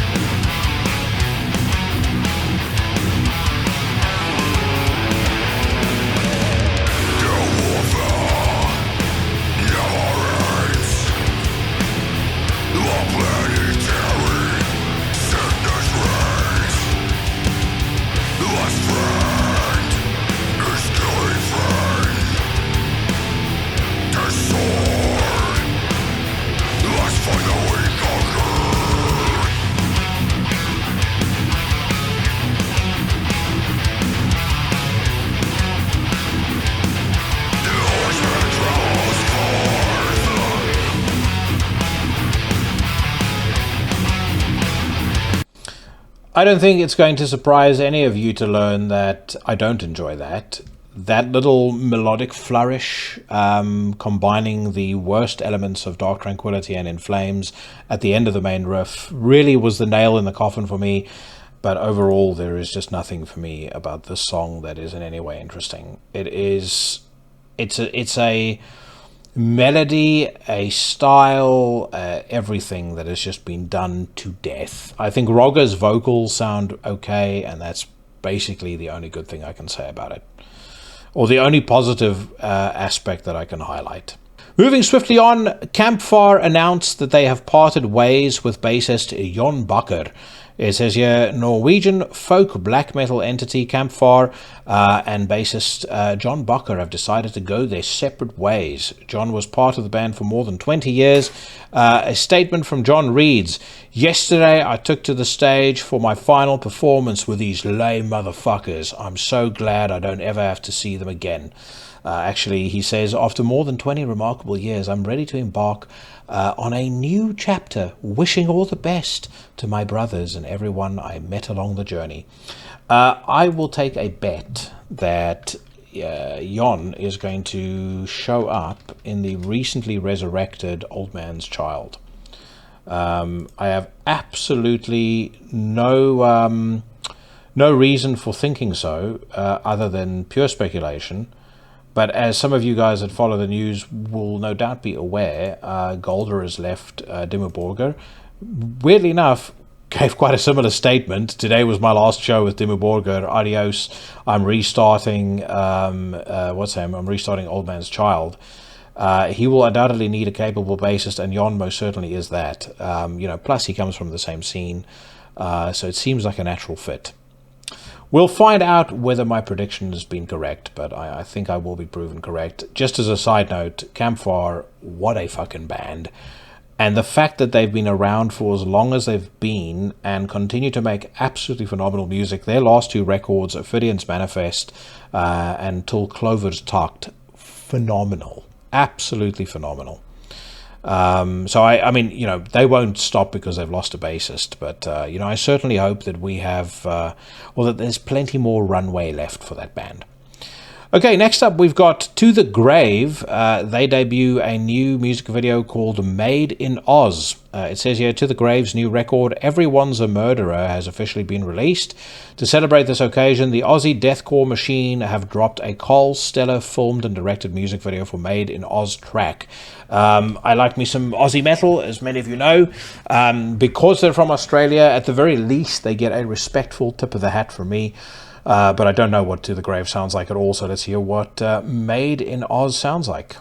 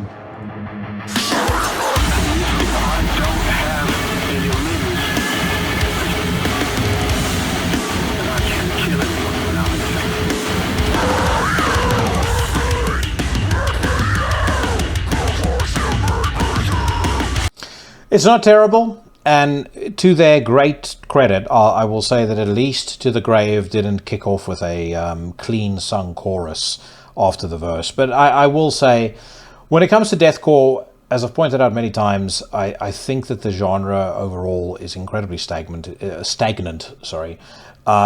way too formulaic, and the bands sound way too similar, and I think particularly that vocal style, I don't think the vocals on the song are completely dreadful, but there's really a very, very small handful of vocalists within that scene that have been able to pull off that style and not come off sounding a bit ridiculous. And those people are Steve Regan from Annotations of an Autopsy, and then I'm also very partial to Steve and Alex from Despised Icon. I think both of those guys are sensational. But yeah, I think that most other guys, they just fall a bit short. I think that one of my problems with that style of singing is it almost removes the emotion from the vocals.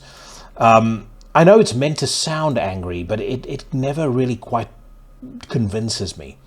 Like, I know I've come back to this example a lot, but if you take Glenn Benton on the first Deicide record, that is convincing anger. You take Frank Mullen on Pierced From Within, that is convincing anger. And, we were talking a while back on the news rant about death metal vocalists. Mike from Sinister on those first 3 Sinister albums, I mean, that's what a fucking death metal vocalist needs to sound like. And again, I know, deathcore, death metal, slightly different genres, but I'm talking about what my personal preference is, and my personal preference is for that style of vocaling. If you're going to go the brutal route, and personally, I think those vocals sound way more brutal than a dude squealing like a pig. I mean, those pig squeals, actually, I should make special mention of. They are fucking terrible. Anybody that is producing a deathcore band should forbid said band from ever doing that in the studio. It sounds ridiculous. All right, let's move on. We have got another single by God Dethroned 1 week before unleashing their oncoming new album, The Judas Paradox. Holland's death metal icons God Dethroned present the final single and visualize a video for The Hanged Man. Henry Sattler on the latest single, an extremely catchy song which lyrics are based on the tarot card The Hanged Man. The reason I decided to use tarot cards as a basis to write lyrics is because I like tarot cards and their meanings, and it gave me the opportunity to write a different type of lyrics I hadn't used before. The Hanged Man tarot card is about sacrifice. Musically, it's a groovy death metal banger with a middle part that shows Dave Meester's skills as a virtuoso on lead guitar. Especially in this song, you get the feeling that the death metal version of Dave Murray is present in his utmost glory. That immediately sounds ominous to me, but let's hear what the Hanged Man sounds like.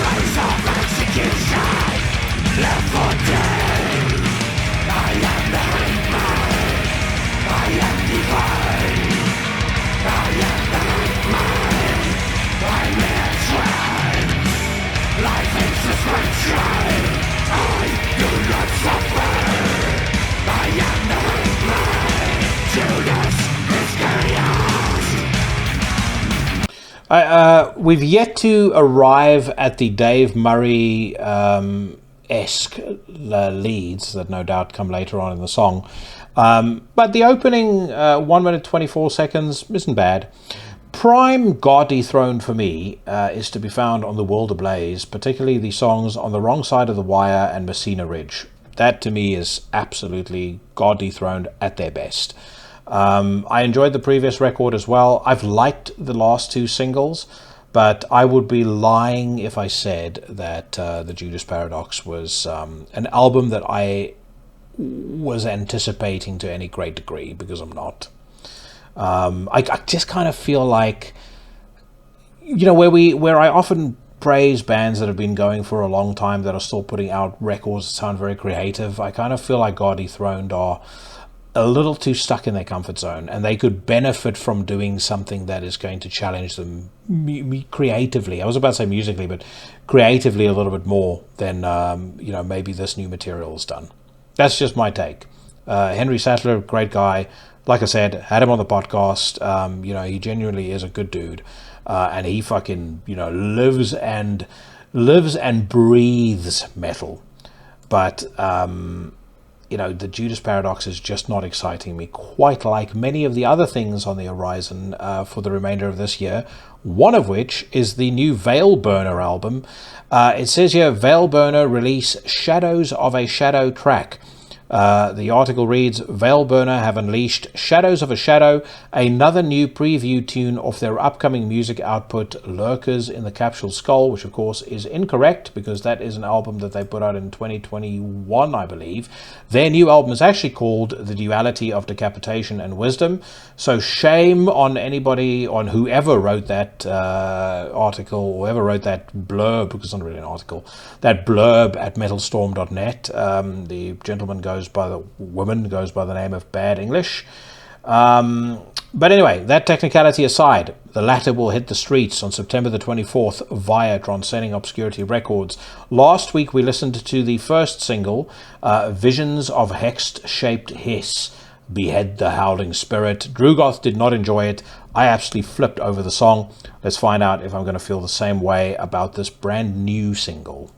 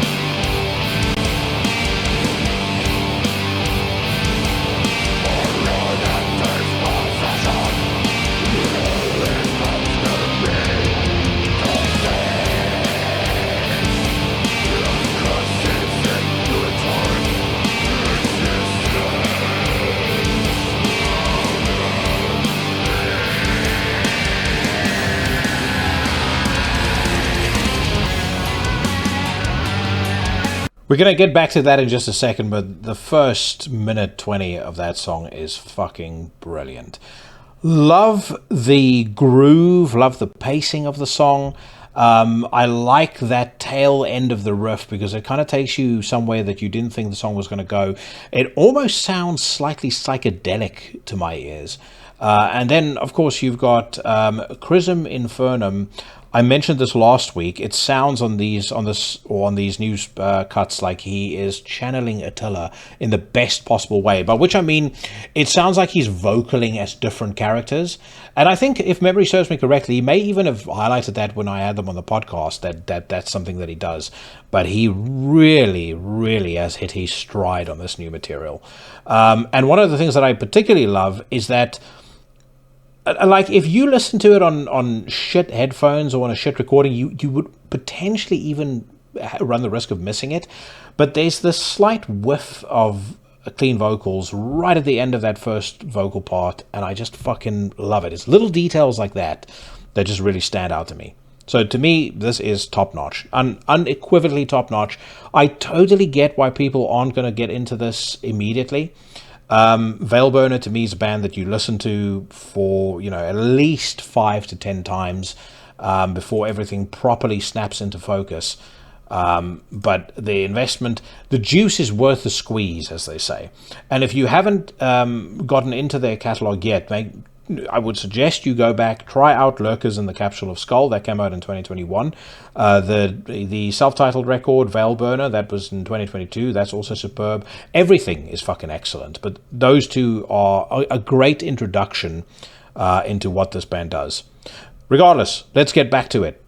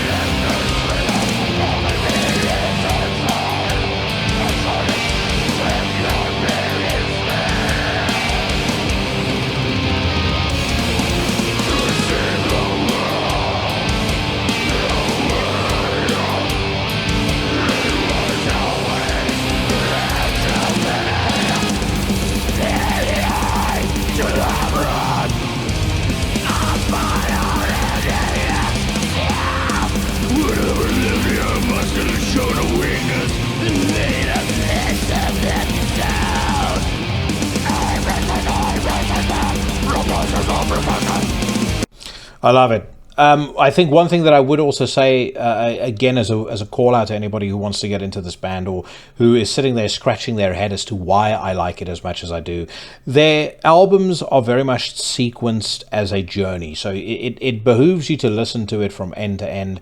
This song, as an example, is track 5 of 7. I would assume there's a build-up of some sort that, you know, occurs before it, and, you know, this probably segues into something else. Interestingly, both singles that they've released have been 7 minutes on the dot. So I'd be very curious to see whether or not that's the case for the other songs. That'd be interesting. It's 49 minutes, every single song, exactly 7 minutes long. But yeah, love it. I absolutely love it. You know, they also dabble with the avant-garde. They flirt with the avant-garde, but you know, just enough to keep it tasteful. Just they stop just short. The flirting stops just short of them sending a dick pic. But yeah, great work from them. All right, another song that I'm pretty excited about is the first new track by Nasty Savage in 20 years. Now, we've spoken before about the fact that Nasty Savage reportedly had gotten back together. I probably have more friends that are into this band than I necessarily have been. You know, I was never really into, or they were never a band that crossed my path in their heyday. So their heyday being the self-titled album that came out in 1985, Indulgence that came out in 1987, and an album called Penetration Point that came out in 1989, which is their best reviewed on Metal Archives. But my man Evan Hopper dropped me a note and he said, check out the new single by these guys. I was rather impressed. So yes, in the interest of full disclosure, I've already heard the song. But I think if you guys like yourself some old school thrash with an air of menace, an air of severity to it, I think you guys are going to dig this. It says here, thrash power metal legends Nasty Savage have premiered a new song called Brainwasher, taken from their upcoming 5th studio album Jeopardy Room. Due for release on October the 4th, Jeopardy Room is Nasty Savage's first record in 20 years. Without further ado, folks, here's what the track sounds like.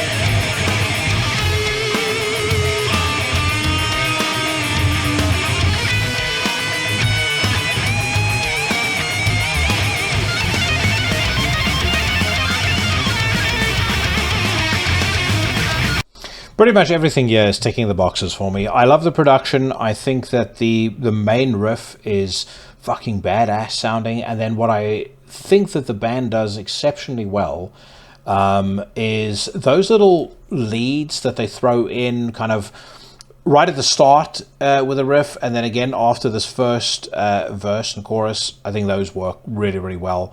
And then Nasty Ronnie's voice, I think, sounds pretty badass too. Someone here has commented that he shows similarities to Tom Araya's voice. Yeah, maybe. You know, he's not quite as menacing as Tom Araya, I think. but I think his voice still fits with what the band is doing. Now, again, some people might hear this, they might go, fuck this, you know, it sounds like shit that I listened to, or I moved on from 30 years ago. That's fair enough. But for me, I'm digging this. And here's a suggestion. Tour idea, or a lineup for a thrash metal super tour: Exodus, Nasty Savage, Forbidden, and Sadis. And you just call it Murdered in the Mosh Pit Tour 2025.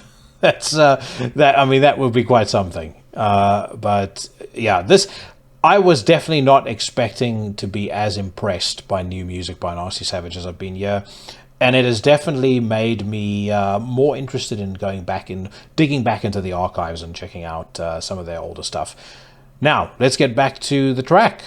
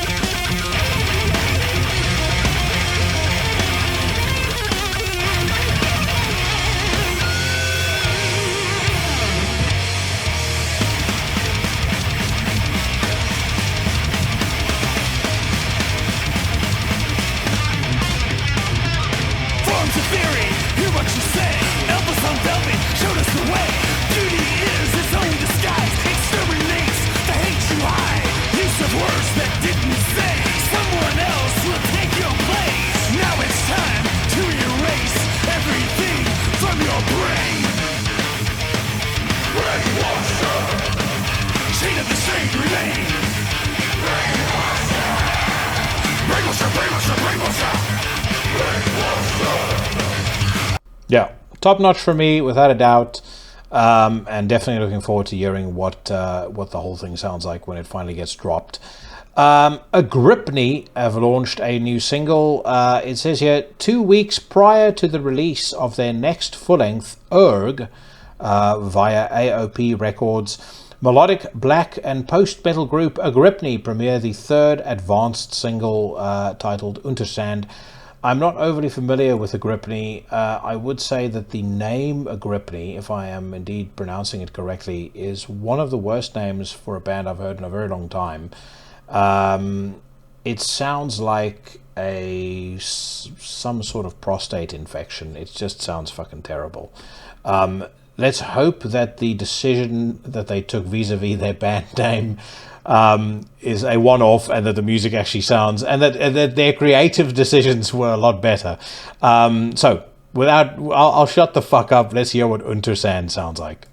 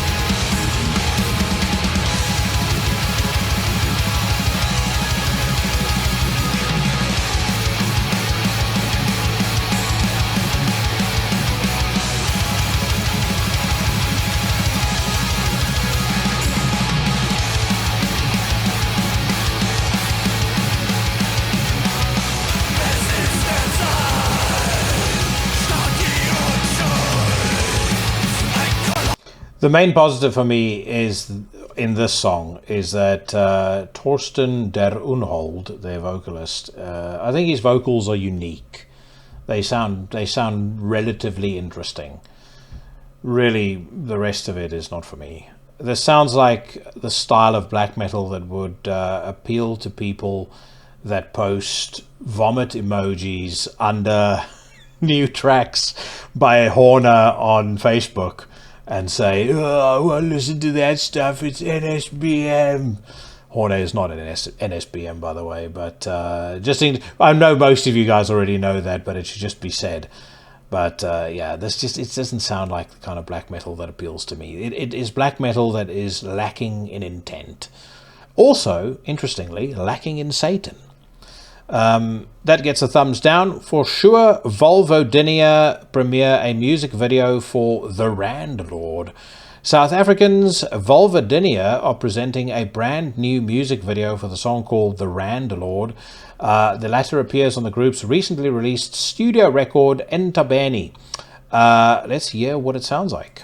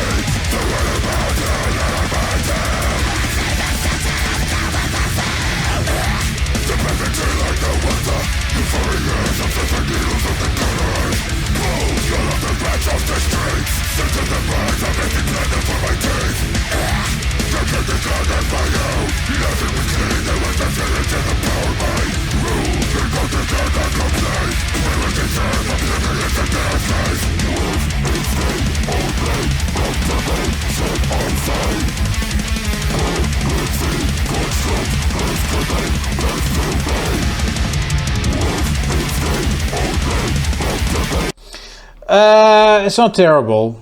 You know, one thing that I will say is that for a band that have now put out 1, 2, 3, 4, 5 records and are, you know, reasonably well known, at least in certain circles, I would not expect a music video like this to be released. It literally looks like a demo band that got their mate to take his fucking iPhone 14 and pull together a video. Many things wrong with it. Number one, all of the B-roll that is spliced in between the live footage, including fucking dorks walking down the street and tilting their head so that their shades fall over their eyes, grown men dancing, people trying to be funny. It's fucking stupid. It just takes me out of the experience completely. I can't stand it. I can't stand people trying to be funny on music videos. It is nothing that I find more fucking distasteful. And then the other thing that I would say is, if you are going to use live footage of a band, then take live footage from a show where the fucking venue was sold out. The venue there is maybe a third full, if that, and I'm sure those people had a great time. But it just makes the band look like they are a perennial opening act. That would be my take. On the plus side, I think that Luandile present their new vocalist sounds pretty good. You know, the boy's got some grooves. He certainly sounds better than Duncan Bentley, who by all accounts was a complete and utter festering pimple on the anus of a man. He of course famously picked a fight with Luke Harhoff, guitarist of the band. I think accusations were hurled around of him apparently nearly killing him.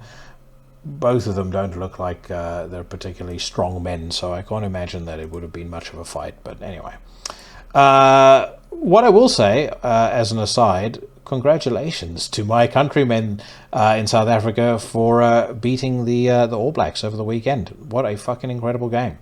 And I speak, of course, of the greatest game of them all, rugby, just in case you guys don't know who the All Blacks are. You know, I do sometimes just have to remind myself when I start with the rugby talk that 42% of my audience is in the States, and I know you guys don't give a shit. But I fucking love me some rugby, and I especially love me some rugby when the Springboks are playing. All right. There is a new signing to Nuclear Blast Records. They go by the name Oceans.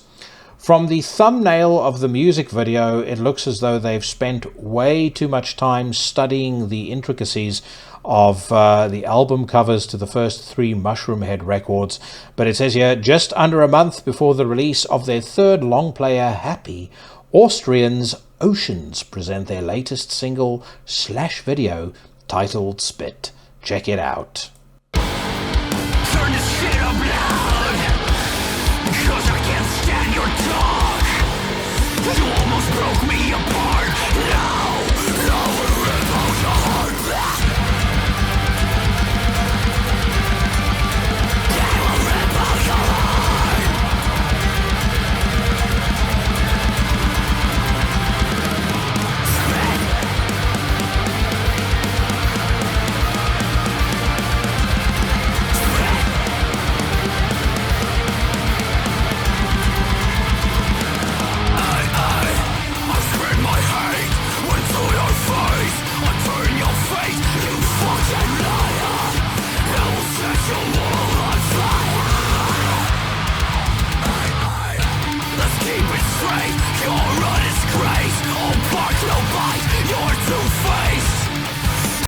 All right, let's pick apart everything that's wrong with this song. Number one, I don't know how this slipped by the quality control department at Nuclear Blast, because it sounds like all of the very worst elements of Emure, which is about 90% of what makes up that entire band, combined with all of the very worst elements of just no-name melodic Swedish death metal.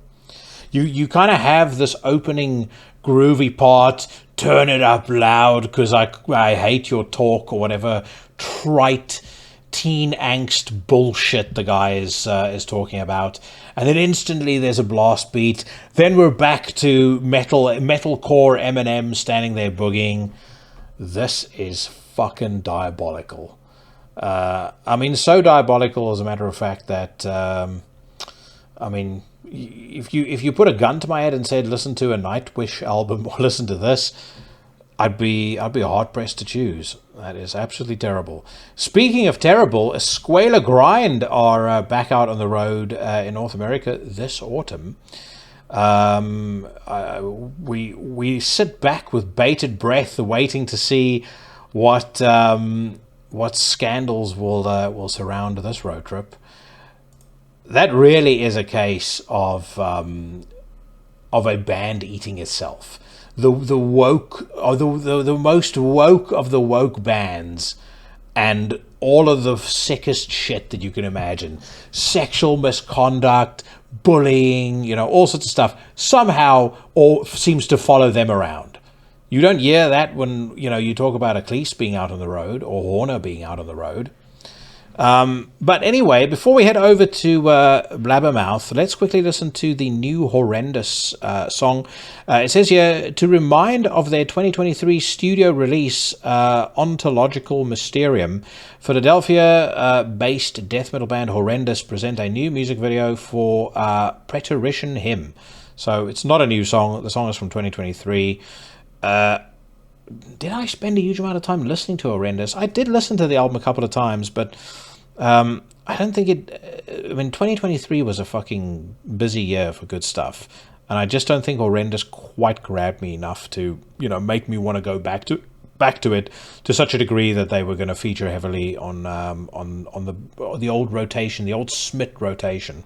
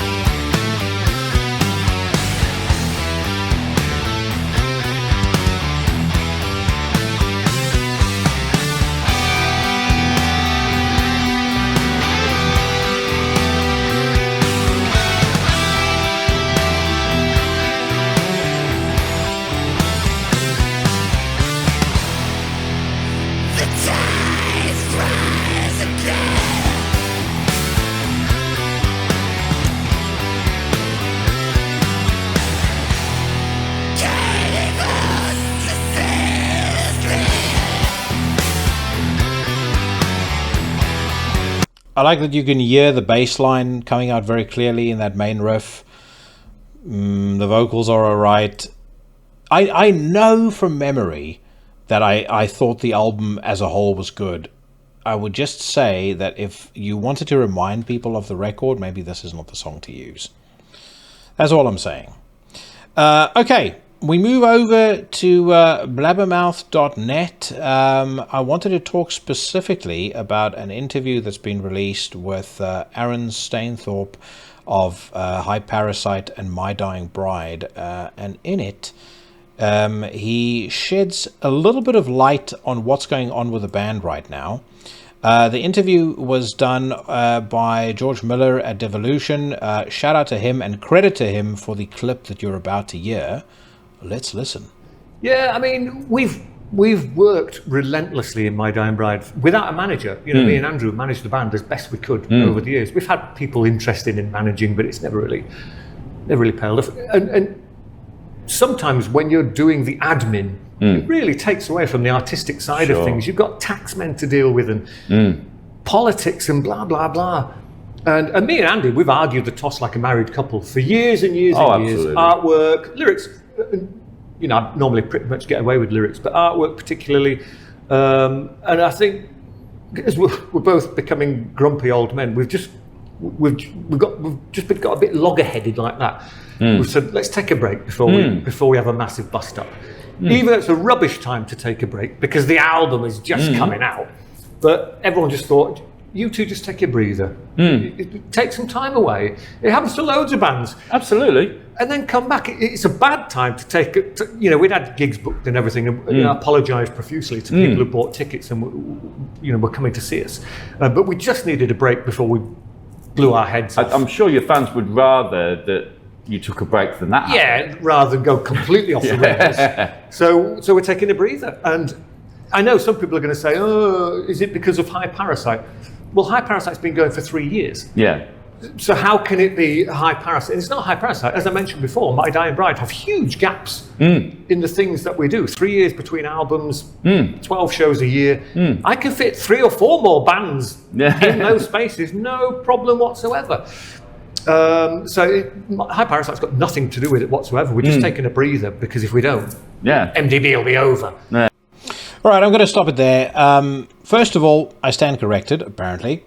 High Parasite doesn't have anything to do with My Dying Bride being on hold. And they are actually, if you go to their page on Metal Archive, they are actually officially on hold. What I did find very interesting was that the tension is between Aaron and Andy. And I think back when this whole malarkey first came out, I speculated on the news rant that it couldn't possibly be between those two guys because they'd been together for such a long time. You know, they'd really been the core of what had held the band together. So I was very, very interested in him saying that. And then one of the other things that I thought was curious too was him highlighting artwork as one of the reasons why they had there was maybe not a meeting of minds. But you know, I've reflected on what Aaron has said here, and I get it. You know, these guys have been working together since the very early 90s. You know, you're talking about 3 decades plus. And in 3 decades plus, I mean, they were in their early 20s when they first got together. I've said it many times before on this show. I personally think a man changes most between the age of 20 and probably 30, maybe 35. That's when you do most of your growing up, at least I did. And you do end up coming out of that a very different person. On top of that, Aaron has had, you know, a life-changing experience in dealing with the tragedy of his daughter and, you know, his daughter's cancer diagnosis. That also changes you a lot. I think it probably, in some cases, may lower your level of tolerance for what you perceive to be, you know, something trivial. So, you know, my theory initially had been that perhaps, you know, that experience had made him want to spend less time engrossed in misery, as I think being a member of My Dying Bride, you know, almost demands you to. You know, they do sing songs that are, you know, generally speaking, not life-affirming. But I will say, as a fan of the band, I think it is, on one hand, it's sad that they've pulled the plug now after an album as triumphant as Immortal Binding. I say pull the plug, at least temporarily pull the plug, because Immortal Binding should have been their victory lap. It really should have been, and it's a shame that it isn't. It's a shame that kind of, in some ways, like the Ghost of Orion, it's going to be buried under this hiatus, and, you know, people are going to maybe get to see those songs played live once or twice. You know, Aaron seems pretty convinced in this interview that they're going to get back together again, but I don't know. Who knows? Andrew is now 54 years old. Aaron, I'm going to just double check what his age is, but I'm pretty confident he's round about, yeah, he's 55. You know, how many more years have you got in you to produce music like this? I think if we can get one more My Dying Bride record, you know, a final farewell, go out on a high, again, as a very long time fan of the band, I'd be pretty comfortable with that. And, you know, on top of that, I've enjoyed what I've heard from High Parasite so far. So, you know, there's that too. But anyway, I wanted to share that with you guys, since it's been a topic of fervent conversation on the news rant. So at the very least, I didn't want to, you know, leave that interview unaddressed. Anyway, moving swiftly along once again, Eric Peterson says that the next Testament album will be mixed by Swedish producer Jens Bogren. He is fucking excellent, and I'm super excited about that. I read elsewhere that Testament are going to be doing the final mixing of the album in December and January. So I would assume probably around April time next year we can expect a new Testament record, which seems about right. Kerry King has confirmed, for those that were wondering, that he's not against playing more Slayer reunion shows. Could it be because booking Slayer to play costs you around, as far as I know, Lambgoat reported on this back in 2023. I've actually done some research on it myself. It's around about $170,000, from my understanding, to book Slayer to play. I can guarantee you getting Kerry King to play is not $170,000. So I suspect the difference in paycheck may potentially have something to do with it. I did talk to the Sinister Minister about him seeing them at Red Rocks in Colorado. And apparently Kerry King and his band were fucking killer.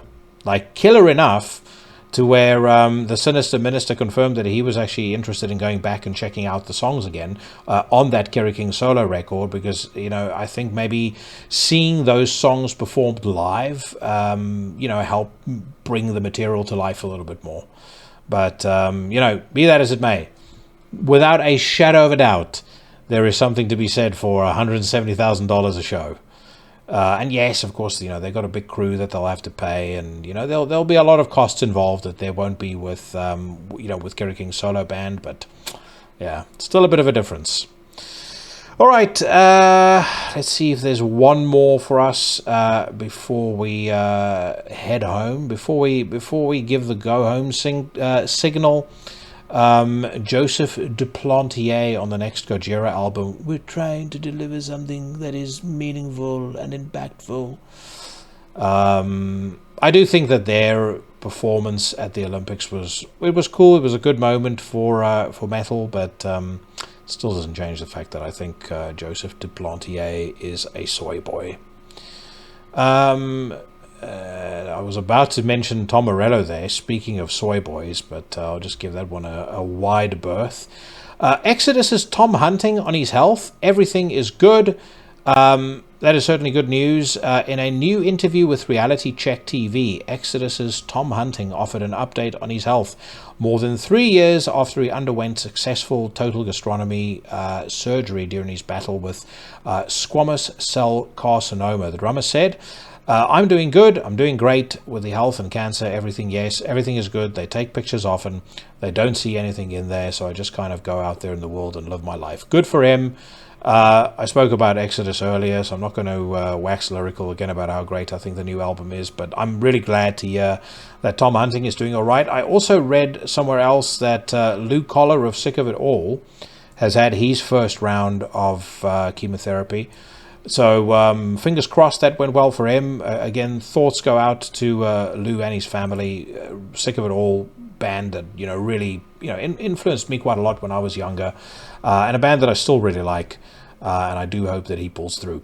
Let's wrap up with this one. Wasp played its first ever concert exactly 40 years ago.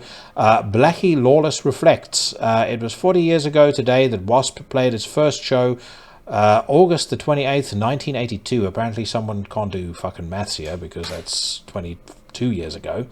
It was played at a long-gone club called the Woodstock. The lineup at the time was Tony Richards on drums, Chris Holmes on lead guitar, and myself on guitar and vocals, and Don Costa on bass.